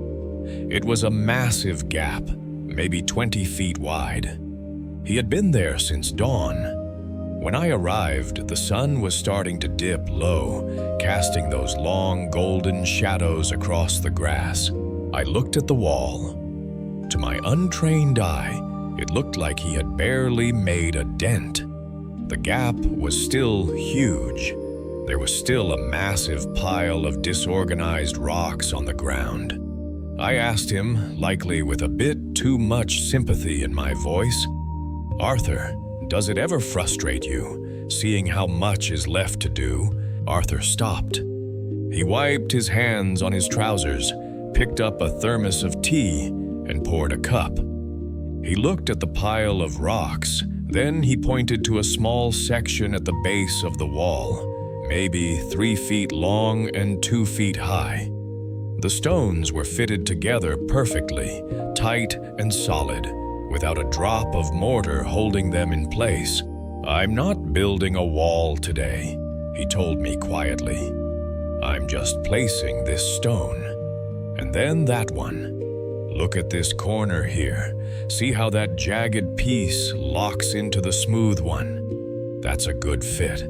That's a victory. If I worry about the whole field, my back hurts. If I look at this one stone, I feel good. I feel like a craftsman." Arthur finished his tea, patted that small section of stone like it was a loyal dog, and packed up his tools.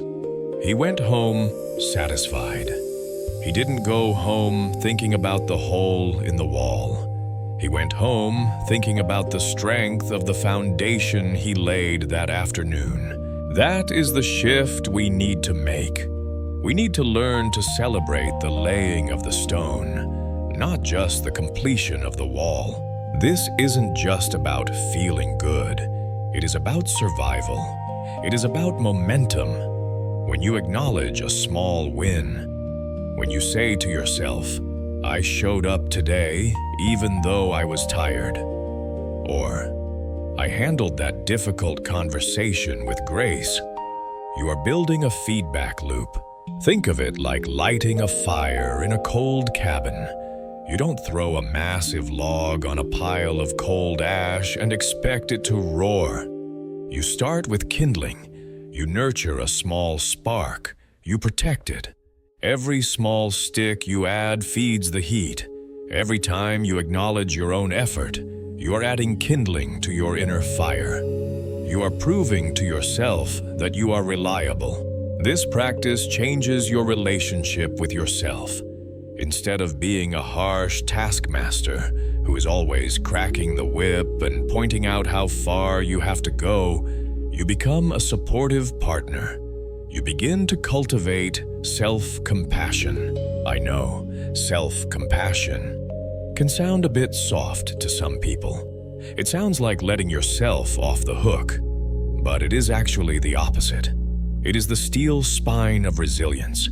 The inner critic, the voice that says, "Not good enough, do more," eventually drains you. It creates anxiety and burnout. But the voice of self-compassion says, "That was hard, but you did it. Good job. Let's do it again tomorrow." That voice creates endurance. So, how do we do this practically? How do we celebrate the journey without becoming complacent? It doesn't mean you throw a party every time you answer an email. It's quieter than that. It's internal. It starts with noticing the invisible work. Maybe today you chose a glass of water instead of a soda. No one saw that. There was no applause. But take a second to nod at that decision. Acknowledge it. Say, "That was a vote for my health." Maybe you sat down to write, and you only got 3 sentences onto the page before you got stuck. The old you would say, "I failed. I didn't write a chapter." The new you needs to say, "I sat in the chair. I faced the blank page. I refused to run away." That is a victory of will. Maybe you are going through a period of grief or depression, and the only thing you did today was get out of bed and wash your face. That is not nothing. That is a monumental climb. If you are in the valley, standing up is a triumph. Honor that. This builds a deep sense of gratitude, not just for what you get, but for who you are becoming. When you love the process, the result becomes a bonus, not a requirement for your happiness. You stop holding your breath. You start breathing through the work. I want you to try something tonight. When you get to the end of your day, before you close your eyes, don't run through the list of things you didn't get done. Don't calculate the distance to the goal. Instead, replay the day and find 3 moments where you showed up. 3 small stones you laid in the wall. Maybe you held your tongue when you were angry. Maybe you pushed through the last 5 minutes of a workout. Maybe you simply kept your word to a friend. Hold those moments in your mind. Feel the texture of them. And give yourself a little credit.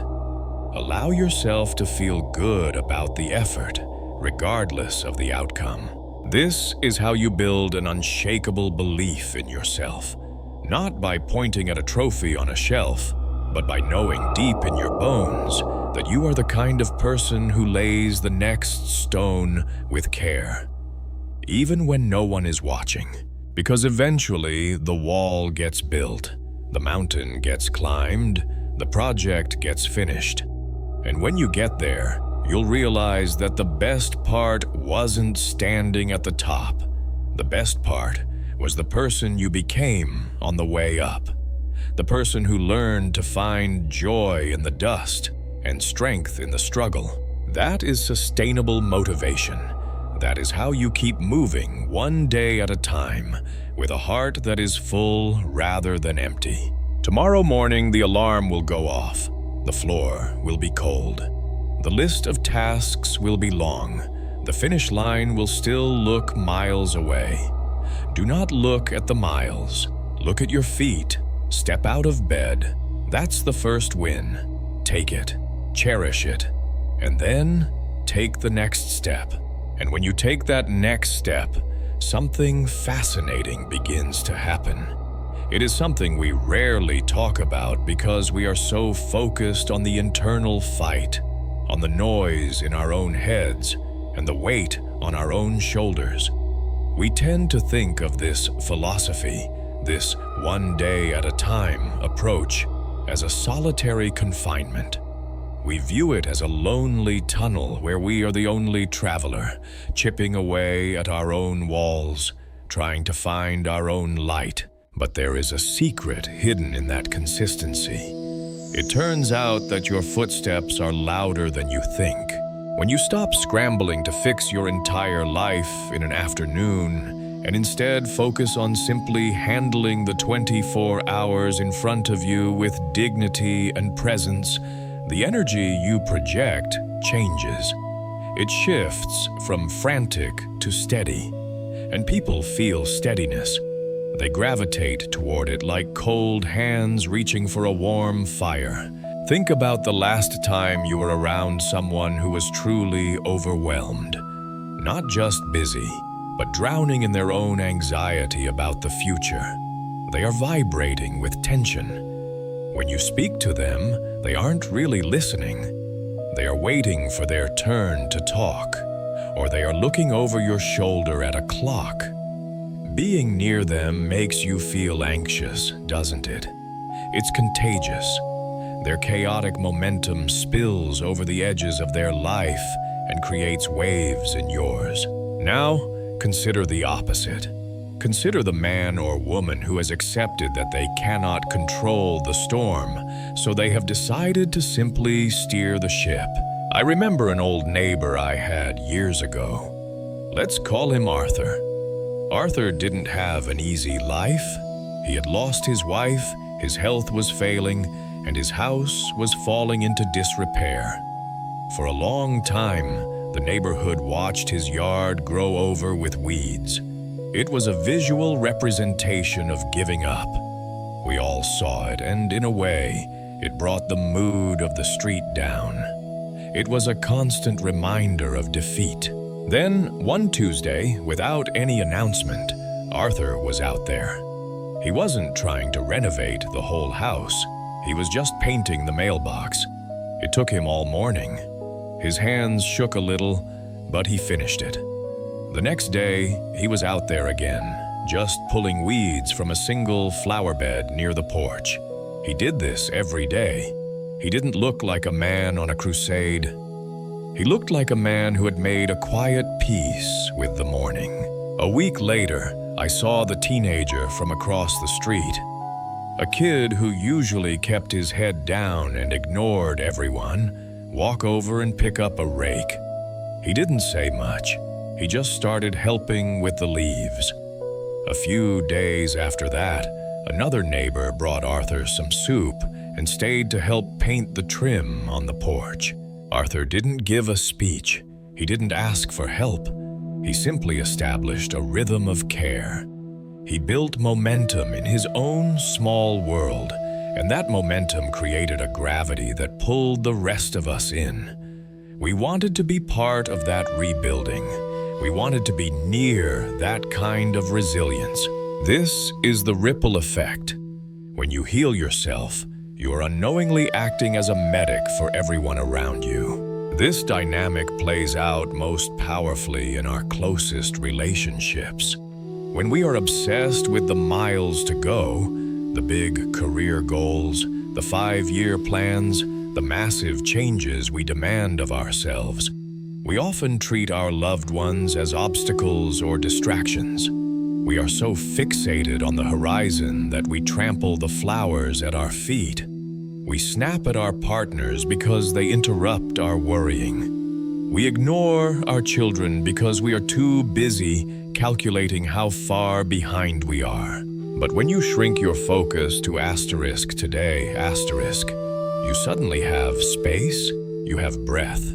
If your only goal is to live this day well, then listening to your partner over coffee isn't a distraction. It is the work.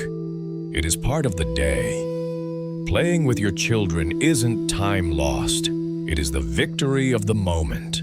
I have found that when I stop trying to carry the weight of next year, my shoulders are light enough to offer a piggyback ride. When I stop trying to solve the problems of next month, my mind is clear enough to offer real advice to a friend who is hurting right now.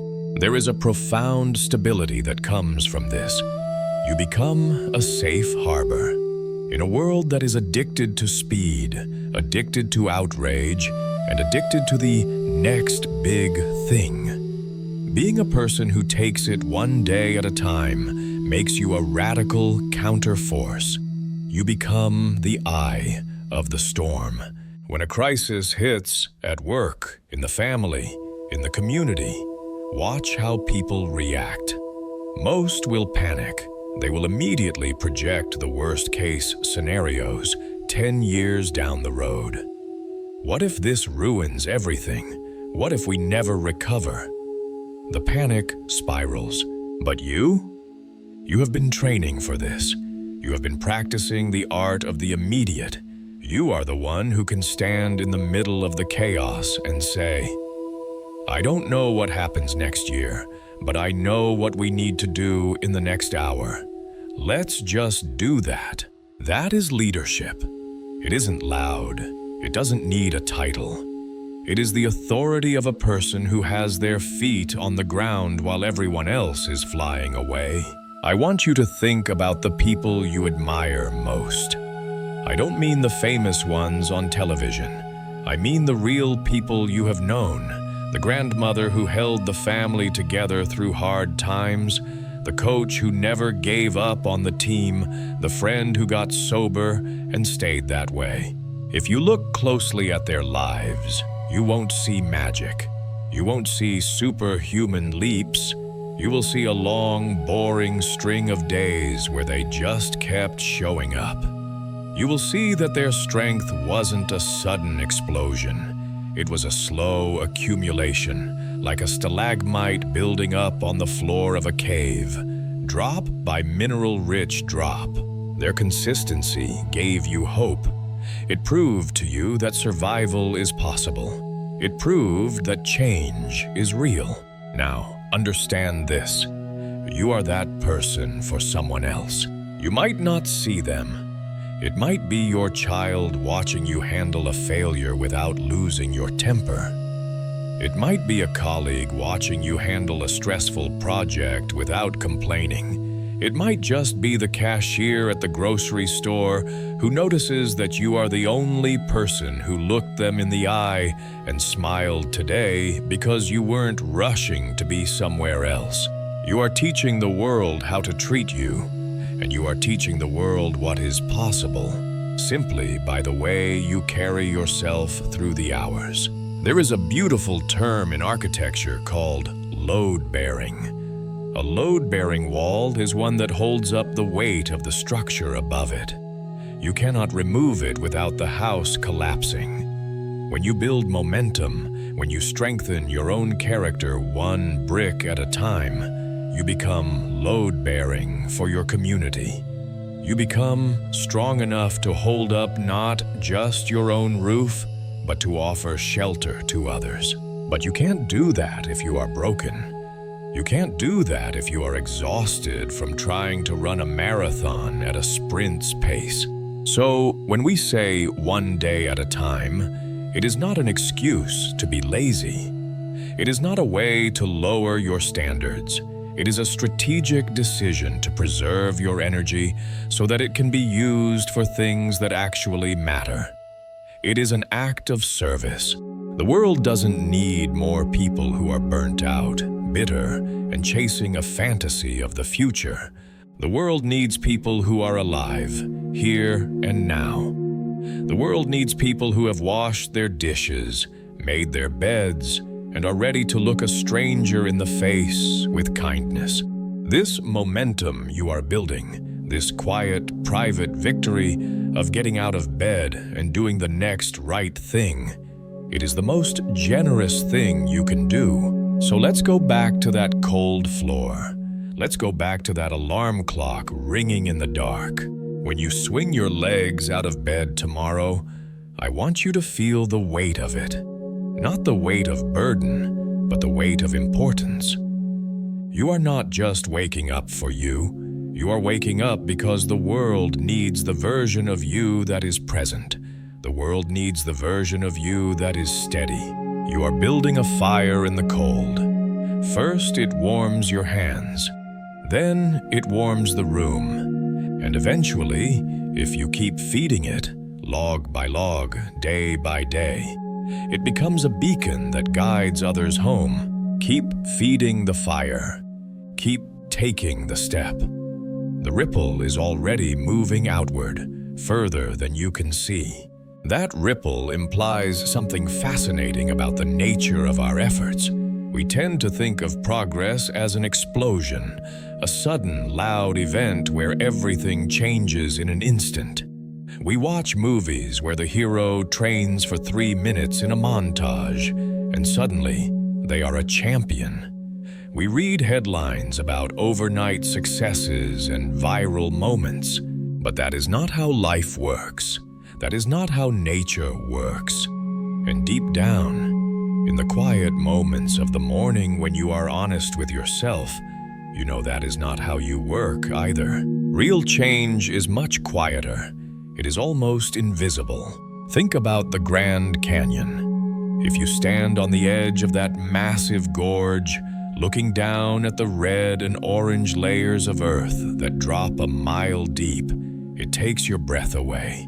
It looks like the earth was torn open by a giant's hand. But if you look all the way down to the bottom, you see a river, the Colorado River. Now, imagine standing by that river 1,000,000 years ago. If you watched it for a day, you wouldn't see the ground change. If you watched it for a lifetime, you might barely notice a difference in the shoreline. The water isn't particularly violent. It just flows. It is fluid, soft, and yielding. The rock, on the other hand, is hard, stubborn, and immovable. In a battle between rock and water, you would bet on the rock every time. But the water has a secret weapon. It has the compounding magic of consistency. It doesn't strike the rock once with great force and then go home to rest. It flows. It rubs against the stone day after day, century after century. It never stops. And eventually, the rock yields. The canyon isn't a monument to the power of the water. It is a monument to the power of asterisk, time asterisk, applied to a single purpose. This is the principle we often forget when we are in the thick of our own struggles. We try to hammer the rock. We go to the gym for 3 hours on January 1st, and then we are too sore to move for a week. We write 10 pages of a novel in a burst of inspiration, and then we don't look at the manuscript for a month because the inspiration dried up. We try to force the change, expecting that intensity will make up for a lack of consistency. But intensity is not the answer. Consistency is. I want you to think about an ice cube sitting on a table in a freezing room. The room is 25 degrees.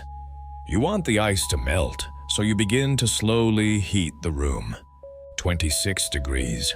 The ice is still there. 27. Nothing happens. 28. 29. You have been putting in energy, heating the air, doing the work, but there is no visible evidence of your progress. The ice looks exactly the same as it did when you started. It is easy at 30 degrees to say, "This isn't working. I'm wasting my time." It is easy to walk away, but you stay with it. 31 degrees, still ice. Then 32 degrees. The ice begins to turn into water. To an outsider, it looks like a sudden change. It looks like the magic happened at 32 degrees. But you know the truth. The melt didn't happen because of the last degree. It happened because of all the degrees that came before it. It was the result of the 26, the 27, the 28. The work wasn't wasted. It was being stored. It was building potential energy, compounding quietly beneath the surface, waiting for the tipping point. Your life is exactly like that room. Most of the time, you are living at 29 degrees. You are putting in the effort. You are saying no to the junk food. Or you are getting up 30 minutes early to study. Or you are putting that extra $10 into your savings jar. And when you look in the mirror or look at your bank account, nothing seems to have changed. You feel like you are pushing against a brick wall. This is the valley where dreams go to die. This is where most people give up. They mistake a lack of visible results for a lack of progress. They stop heating the room just before the thermometer hits 32. I recall a story about an old stonecutter. A young apprentice was watching him work on a massive block of granite. The old man swung his heavy hammer, bringing it down with a dull thud against the stone. Nothing happened. No chip, no crack, not even a scratch. He swung again, thud, and again, thud. The apprentice watched for an hour. The old man was sweating, his breath coming in rhythm with the swings, but the rock looked untouched. The apprentice finally spoke up. "Sir, why do you keep hitting it? You're not making a dent. The rock is winning." The old man didn't stop. He wiped his brow and said, "I am not hitting the rock to break it now. I am hitting it to weaken its structure inside." He kept swinging, 100 times, 200 times. And then, on the 300th swing, a swing that looked no harder or stronger than the first one, the massive boulder split cleanly in two. The apprentice was amazed. He thought the final blow had done the work. But the stonecutter knew better. The rock didn't break because of the 300th blow. It broke because of the 299 blows that came before it. You are the stonecutter. Your challenges, your goals, your obstacles, they are the granite. Every time you choose to show up when you don't feel like it, you are striking the stone. Every time you choose kindness over anger, you are striking the stone. Every time you practice your craft, even when you feel clumsy and untalented, you are striking the stone. You might not see the crack yet. In fact, you probably won't. You might go weeks, months, or even years hitting the same spot without seeing the light shine through. That doesn't mean you are failing. It means you are building momentum. You are weakening the structure of the obstacle. You are storing up energy. We underestimate the compound effect of small habits because the math of life isn't linear. If you get 1% better at something every day for a year, you don't end up 3 times better.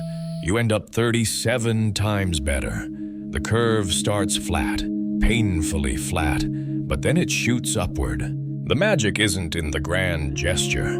It's in the mundane, boring, repetitive Tuesday afternoons. I had a friend who transformed his health completely. He lost nearly 100 pounds. When people asked him how he did it, they wanted a secret. They wanted a specific diet pill or a complex workout routine. He just shrugged and said, "I stopped drinking soda and I walked for 20 minutes after dinner. That's it." It sounds too simple to be true. It sounds almost insulting to the magnitude of the problem, but he did it every single day, rain or shine, tired or energized, for 3 years. The first month, he lost almost nothing, but he kept walking. By year 2, he was a different person. The small thing, repeated, became a big thing. This is the law of the harvest. You cannot plant a seed today and eat the fruit tomorrow. There is a season of planting, and there is a season of waiting. The waiting is the hardest part. The seed is underground. In the dark, surrounded by dirt, it feels like a burial. But it's not a burial. It's a planting. Roots must go down before shoots can go up. The taller the tree, the deeper the roots must be to hold it. If you are in a season where you feel buried, where you feel like you are working in the dark and no one sees you, take heart. You are growing roots. You are building the foundation that will support the canopy you haven't seen yet. So do not despise the days of small beginnings. Do not look at your small efforts with contempt. That single page you wrote today, it matters. That one healthy meal you ate, it counts. That 5 minutes of silence you took to calm your mind, it is adding up. You are building a canyon, one drop of water at a time. You are splitting a boulder, one swing at a time. Trust the process. Trust the accumulation. The momentum is building, even if you can't feel the wind in your hair just yet. The breakdown of the barrier is happening silently, internally, invisibly. Keep swinging the hammer. The crack is coming. The ice is warming. The fire is growing. And the compounding magic of your consistency is preparing a breakthrough that belongs only to those who refuse to walk away when the rock refused to break. And when that rock finally breaks, when the ice melts and the door swings open, something strange happens. We usually think the reward is the broken rock. We think the prize is the gold inside the mountain, the paycheck at the end of the project, or the applause when we cross the finish line. We look at the pieces of the obstacle on the floor and think, I did it. I got the thing I wanted. But if you look closer, if you look down at your own hands, the hands that held the hammer, you'll realize the real prize isn't on the ground. It's in you. The true magic of taking life one day at a time, of showing up when it's boring and hard, is that it changes the architecture of your soul. It rebuilds you from the inside out. This is where we move beyond just getting things done and start talking about becoming someone. Think about the difference between a house built overnight for a movie set and a house built stone by a master mason. From the street, they might look exactly the same. They might both have fresh paint, nice windows, and a sturdy-looking front door. But let a storm come. Let the wind howl, and the rain beat against the siding for 3 days straight. The movie set will rattle. It might even collapse because it has no roots, no weight, no integrity inside the walls. But the stone house? It doesn't move. It doesn't even creak. It just stands there, holding the line, keeping everything inside safe. That is what you are building when you stick to this process. You are building a life of deep emotional resilience. Resilience is a word that gets thrown around a lot these days, often as a buzzword for corporate productivity. But real resilience isn't about bouncing back instantly like a rubber band. It's not about pretending that pain doesn't hurt or that stress isn't heavy. Real resilience is the quiet knowledge that you can handle the weight because you've lifted it 1,000 times before. When you practice this daily discipline, you stop being afraid of the difficult days. You stop looking for the emergency exit every time life gets uncomfortable. You start to develop a kind of callus on your spirit. Not a callus that makes you insensitive or cold, but one that protects you, allowing you to work with hot iron without getting burned. You learn that a bad Tuesday is just a bad Tuesday. It's not the end of the story. You know that if you just go to sleep and wake up and do the small things right, the feeling will pass. You become steady. In a world that loves to panic, being steady is a superpower. And this steadiness changes how you solve problems. Have you ever noticed how, when you're frantic and rushing, every small bump in the road looks like a mountain? You drop your keys and feel like crying. You get a rude email and feel like your career is over. That's because when we rely on bursts of intensity rather than steady momentum, we are always operating on the edge of burnout. Our nerves are fried. But when you adopt the one day at a time mindset, you gain perspective. You slow down the film. Because you aren't obsessed with rushing to the finish line, you can actually look at the problem in front of you. You can take it apart. You can breathe.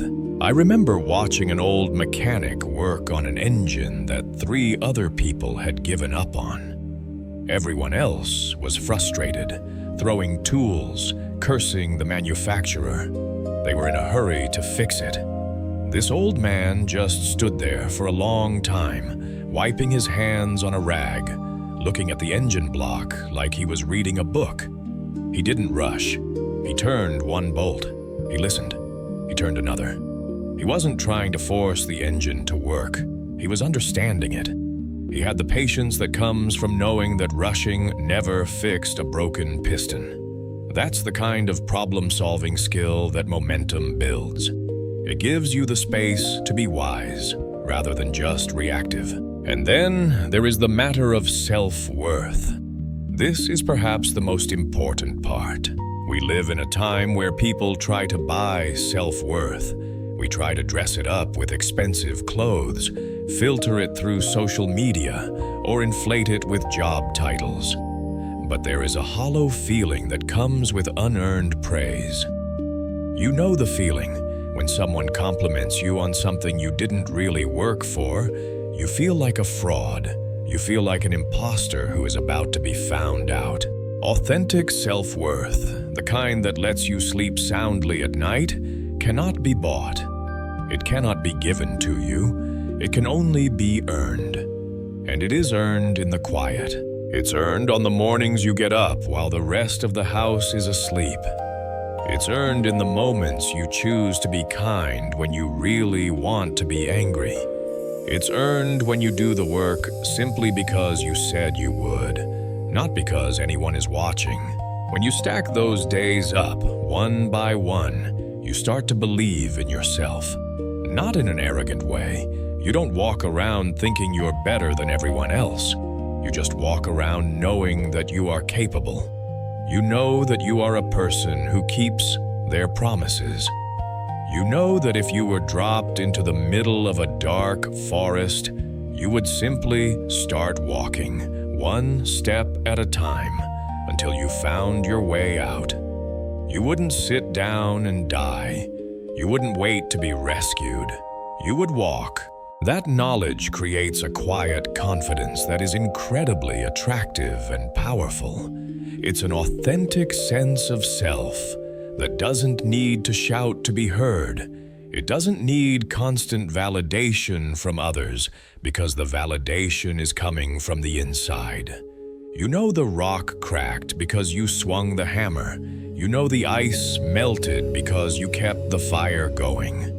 Nobody can take that away from you. This is the ultimate goal. We talk about success, about dreams, about reaching the top of the mountain. And those things are nice. It's nice to have comfort. It's nice to be recognized. But the external trophies gather dust. The money can be lost in a market crash. The titles can be stripped away by a boss who doesn't like you. If your identity is tied only to the result, you are fragile. But if your identity is tied to the process, to the character you have built by showing up every single day, then you are unbreakable. You are becoming the kind of person who can navigate life's complexities with grace. When tragedy strikes, and it will, because that is life, you won't shatter. You will grieve, yes. You will hurt, certainly. But you will not break apart. You will rely on that muscle of consistency you've built. You will take a breath. You will wash your face. You will put one foot in front of the other. You are becoming the kind of person who can handle success with integrity. You won't let it go to your head because you remember the long, slow climb. You remember the cold mornings. You remember the hammer and the rock. You stay humble because you know the cost of the journey. So, as you face your task today, whatever it is, whether it's a pile of paperwork, a difficult conversation, a creative project, or just the struggle to get out of bed, try to see it differently. Don't just see it as a chore to be finished so you can get a reward. See it as a rep in the gym. See it as a brick in the foundation. You are not just doing a task. You are forging a human being. You are tempering your spirit in the fire of repetition. The goal isn't just to have a good life on paper. The goal is to be a good person in reality. Strong, capable, authentic. Someone who can look in the mirror and respect the person looking back. That is the breakthrough that matters most. That is the crack in the rock that reveals the gold. And it starts, always, with just this one day, with this one swing, with this one moment where you decide to stay, to hold on, and to keep moving forward. So what does that look like when you step away from the mirror and walk out the door? It's easy to feel brave in the quiet of your own room, but the world is loud and it is messy. That respect you just promised yourself, it's going to be tested the moment you check your phone, the moment you step onto the bus, the moment you sit down at that desk where the work has been piling up. That is why I'm not asking you to go out there and conquer the world today.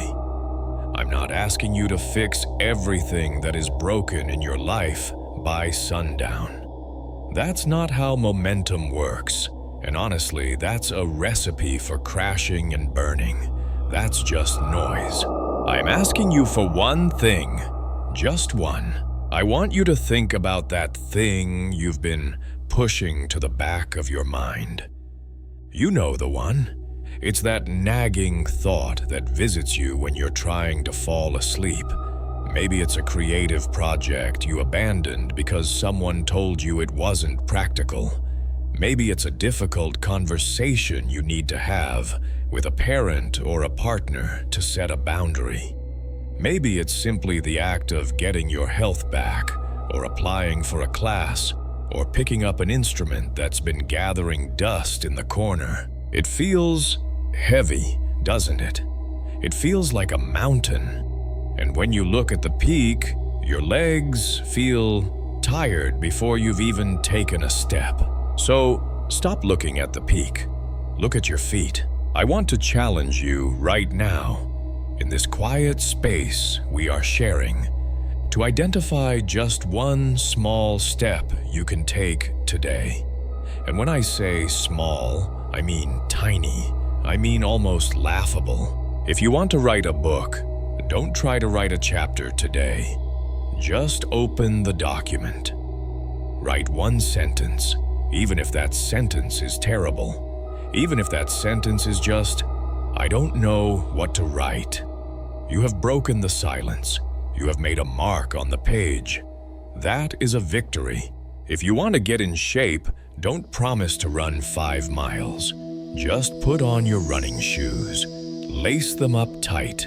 Walk to the end of the driveway. If that's all you have in you, that is enough. You showed up. I remember talking to an old carpenter once, a man who had built half the houses in his town. He had hands that looked like leather and a back that was permanently stooped. I asked him how he managed to build such massive, intricate structures when he was working alone most of the time. He looked at me confused, as if the answer was the most obvious thing in the world. He said, "Son, I don't build a house, I just lay a brick. And then I check to make sure it's straight, and then I lay another one. I don't worry about the roof when I'm still pouring the foundation." That is the secret we keep forgetting. We live in a world that is obsessed with the finished product. We scroll through social media and we see the ribbon-cutting ceremonies, the graduation caps, the finished paintings, the after photos. We rarely see the messy middle. We don't see the years of laying bricks in the rain. We don't see the bad drafts or the failed attempts. So we trick ourselves into thinking that if we aren't finished, we aren't successful. We think that if the progress isn't huge, it doesn't count. But let me tell you something from the heart. The only thing that counts is the motion. There is a distinct kind of magic in simply starting. There is a physical shift in your body when you stop thinking about doing something and actually do it. The anxiety that has been sitting on your chest, it starts to break up. It's like fog burning off when the sun comes out. Action is the antidote to despair.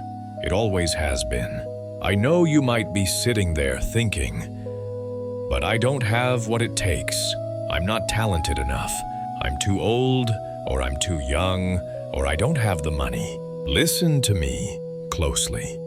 You have everything you need right now to take that first step. You don't need a better laptop to start writing. You don't need expensive gear to start exercising. You don't need a degree to start learning. Those are just excuses your fear is wearing to keep you safe, to keep you small, to keep you in the harbor where the water is calm.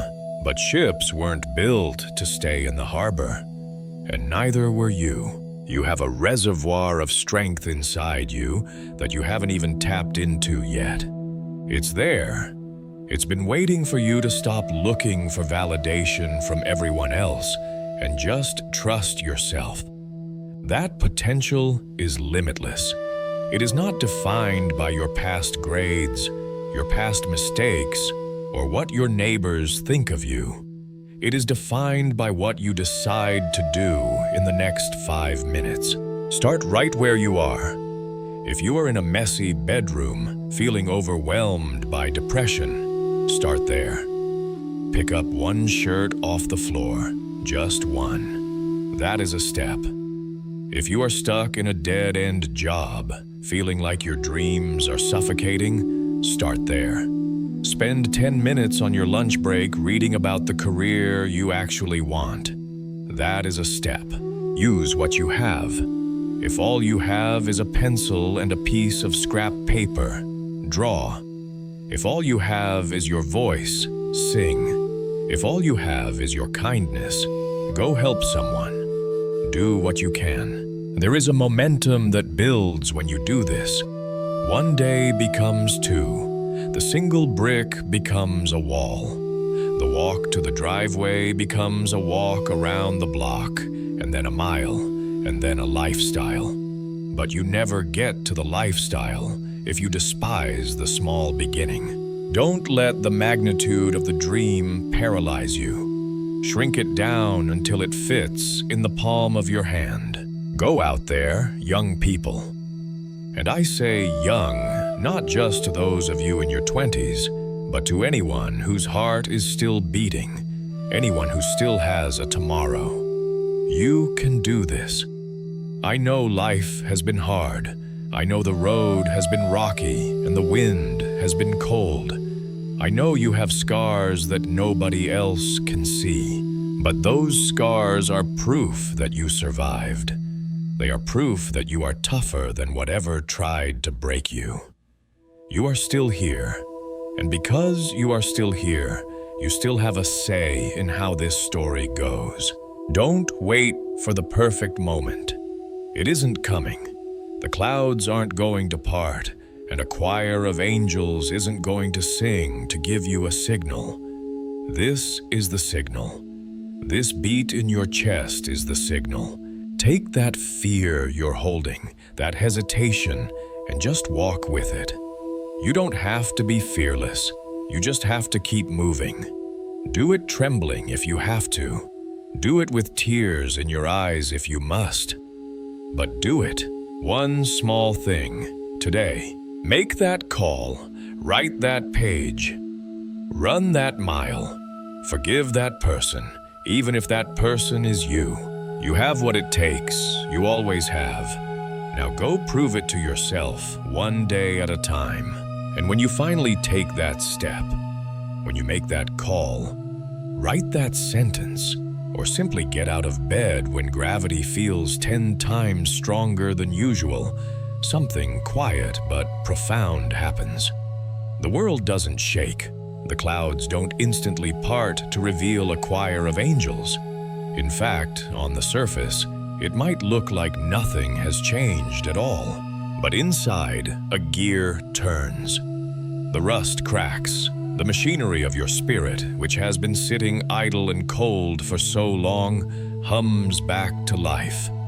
It's faint at first, barely a vibration, but it is there. As we come to the close of this conversation we've been having, I want us to look back at the trail we've walked. Think back to where you were mentally when we started talking about this concept. Remember the weight of the overwhelm? It felt like standing at the base of a vertical cliff face, didn't it? You looked up, shielding your eyes against the sun, and you couldn't even see the top. You only saw the jagged rocks, the impossible incline, and the sheer distance between where you were and where you wanted to be. That distance is paralyzing. It's the gap between our reality and our potential, and sometimes that gap looks like a graveyard for dreams. We stood there, you and I, feeling small. We felt like the problems were giants and we were empty-handed. We thought we needed a miracle to get up that mountain. We thought we needed to be different people, stronger, faster, smarter people, to even begin. But here is the truth that we have uncovered together. You didn't need to be a superhero. You just needed to be a walker. We realized that the cliff isn't climbed in a single heroic leap. It is climbed by finding one secure foothold for your boot, shifting your weight and breathing. Then finding the next one, and the next. This journey from feeling buried to feeling empowered isn't a straight line. It's a messy, winding path. There were days, I'm sure, when you slid back down a few yards. There were days when the rain made the rocks slippery, and you just huddled under an overhang, waiting for the storm to pass. And that is okay. That is part of the climb. I want to tell you about a man I used to know named Arthur. Arthur was a stone mason, an old-school craftsman who built walls without mortar, just fitting stones together with gravity and friction. He spent years building a perimeter wall for a large estate near my childhood home. As a kid, I'd watch him. It was agonizingly slow. He would pick up a rock, turn it over in his rough, calloused hands, look at it, and then set it down. Sometimes he'd spend an hour on a single 3-foot section. One day, impatient as children are, I asked him, "Arthur, aren't you worried you'll never finish? It's such a long wall." He stopped, wiped the dust from his forehead with a handkerchief, and looked at the long stretch of empty grass where the wall was supposed to go. Then he looked at the stone in his hand. "Son," he said, his voice sounding like gravel itself, "I'm not building a wall today. I'm just laying this stone. If I lay this stone true, and then the next one true, the wall takes care of itself. The wall is just a consequence of the stones." That stuck with me. Your life, your success, your healing, it is the wall. But you cannot build the wall. You can only lay the stone you are holding right now. That is how momentum is built. It isn't a flash of lightning. It is the rising tide. It comes in slowly, inch by inch, often unnoticed until you look around and realize the water level has changed completely. When you commit to the process of one day at a time, you stop obsessing over the finish line and you start falling in love with the craft of living. And this is where the story begins to unfold. I want you to think of your life as a book, a thick, leather-bound volume. Up until recently, maybe the chapters were dark. Maybe the pages were stained with tears. Or perhaps they were blank, paralyzed by the fear of writing the wrong thing. But the pen is in your hand. It has always been in your hand. When you start living one day at a time, you start writing a redemption arc. You stop being the victim of your circumstances and you become the protagonist of your narrative. And every good story needs conflict. It needs the dark night of the soul. It needs the moment where all hope seems lost. Why? Because without the struggle, the victory means nothing. If you had walked up that mountain on a paved road with an escalator, would you respect the view from the top? I don't think so. You respect it because your legs ache. You respect it because you remember the moments you almost turned back. You are writing those chapters right now. Today, this ordinary, perhaps gray Tuesday or Wednesday is a paragraph in that book. It might seem mundane. It might seem like filler content, but it is essential. It is character development. There is a quiet dignity in the mundane. There is a profound courage in doing the laundry when you are depressed. There is bravery in sending a job application when you've been rejected 20 times. There is heroism in cooking a healthy meal when you are exhausted. These are not small things. These are the sentences that build the chapter that turns the plot around. So, as we look forward, I want you to carry a specific kind of hope with you. Not the flimsy, wishful thinking kind of hope that says, I hope everything is easy. No. I want you to have the gritty, resilient hope that says, I know this will be hard, and I know I can handle it. Believe in your capacity to endure. You have survived 100% of your bad days to get here. You have navigated storms you thought would drown you. You have walked through fire and come out the other side, perhaps a bit scorched, but still standing. That is your evidence. That is your proof. You are not the same person you were when you started this journey. You have calluses now, not on your hands, but on your spirit. You know that you can handle discomfort. You know that feelings are just weather. They blow in, they rage, and they blow out, but you remain. This momentum you are building is precious. Guard it, but do not fear losing it.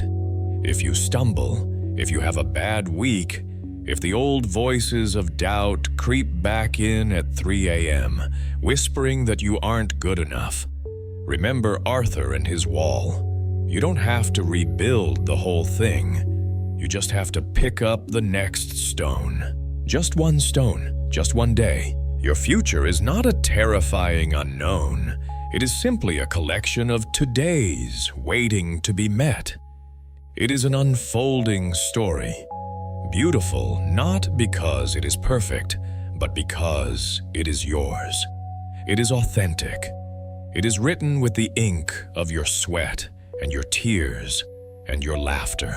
There is an incredible version of your life waiting for you. It isn't waiting at the end of a rainbow.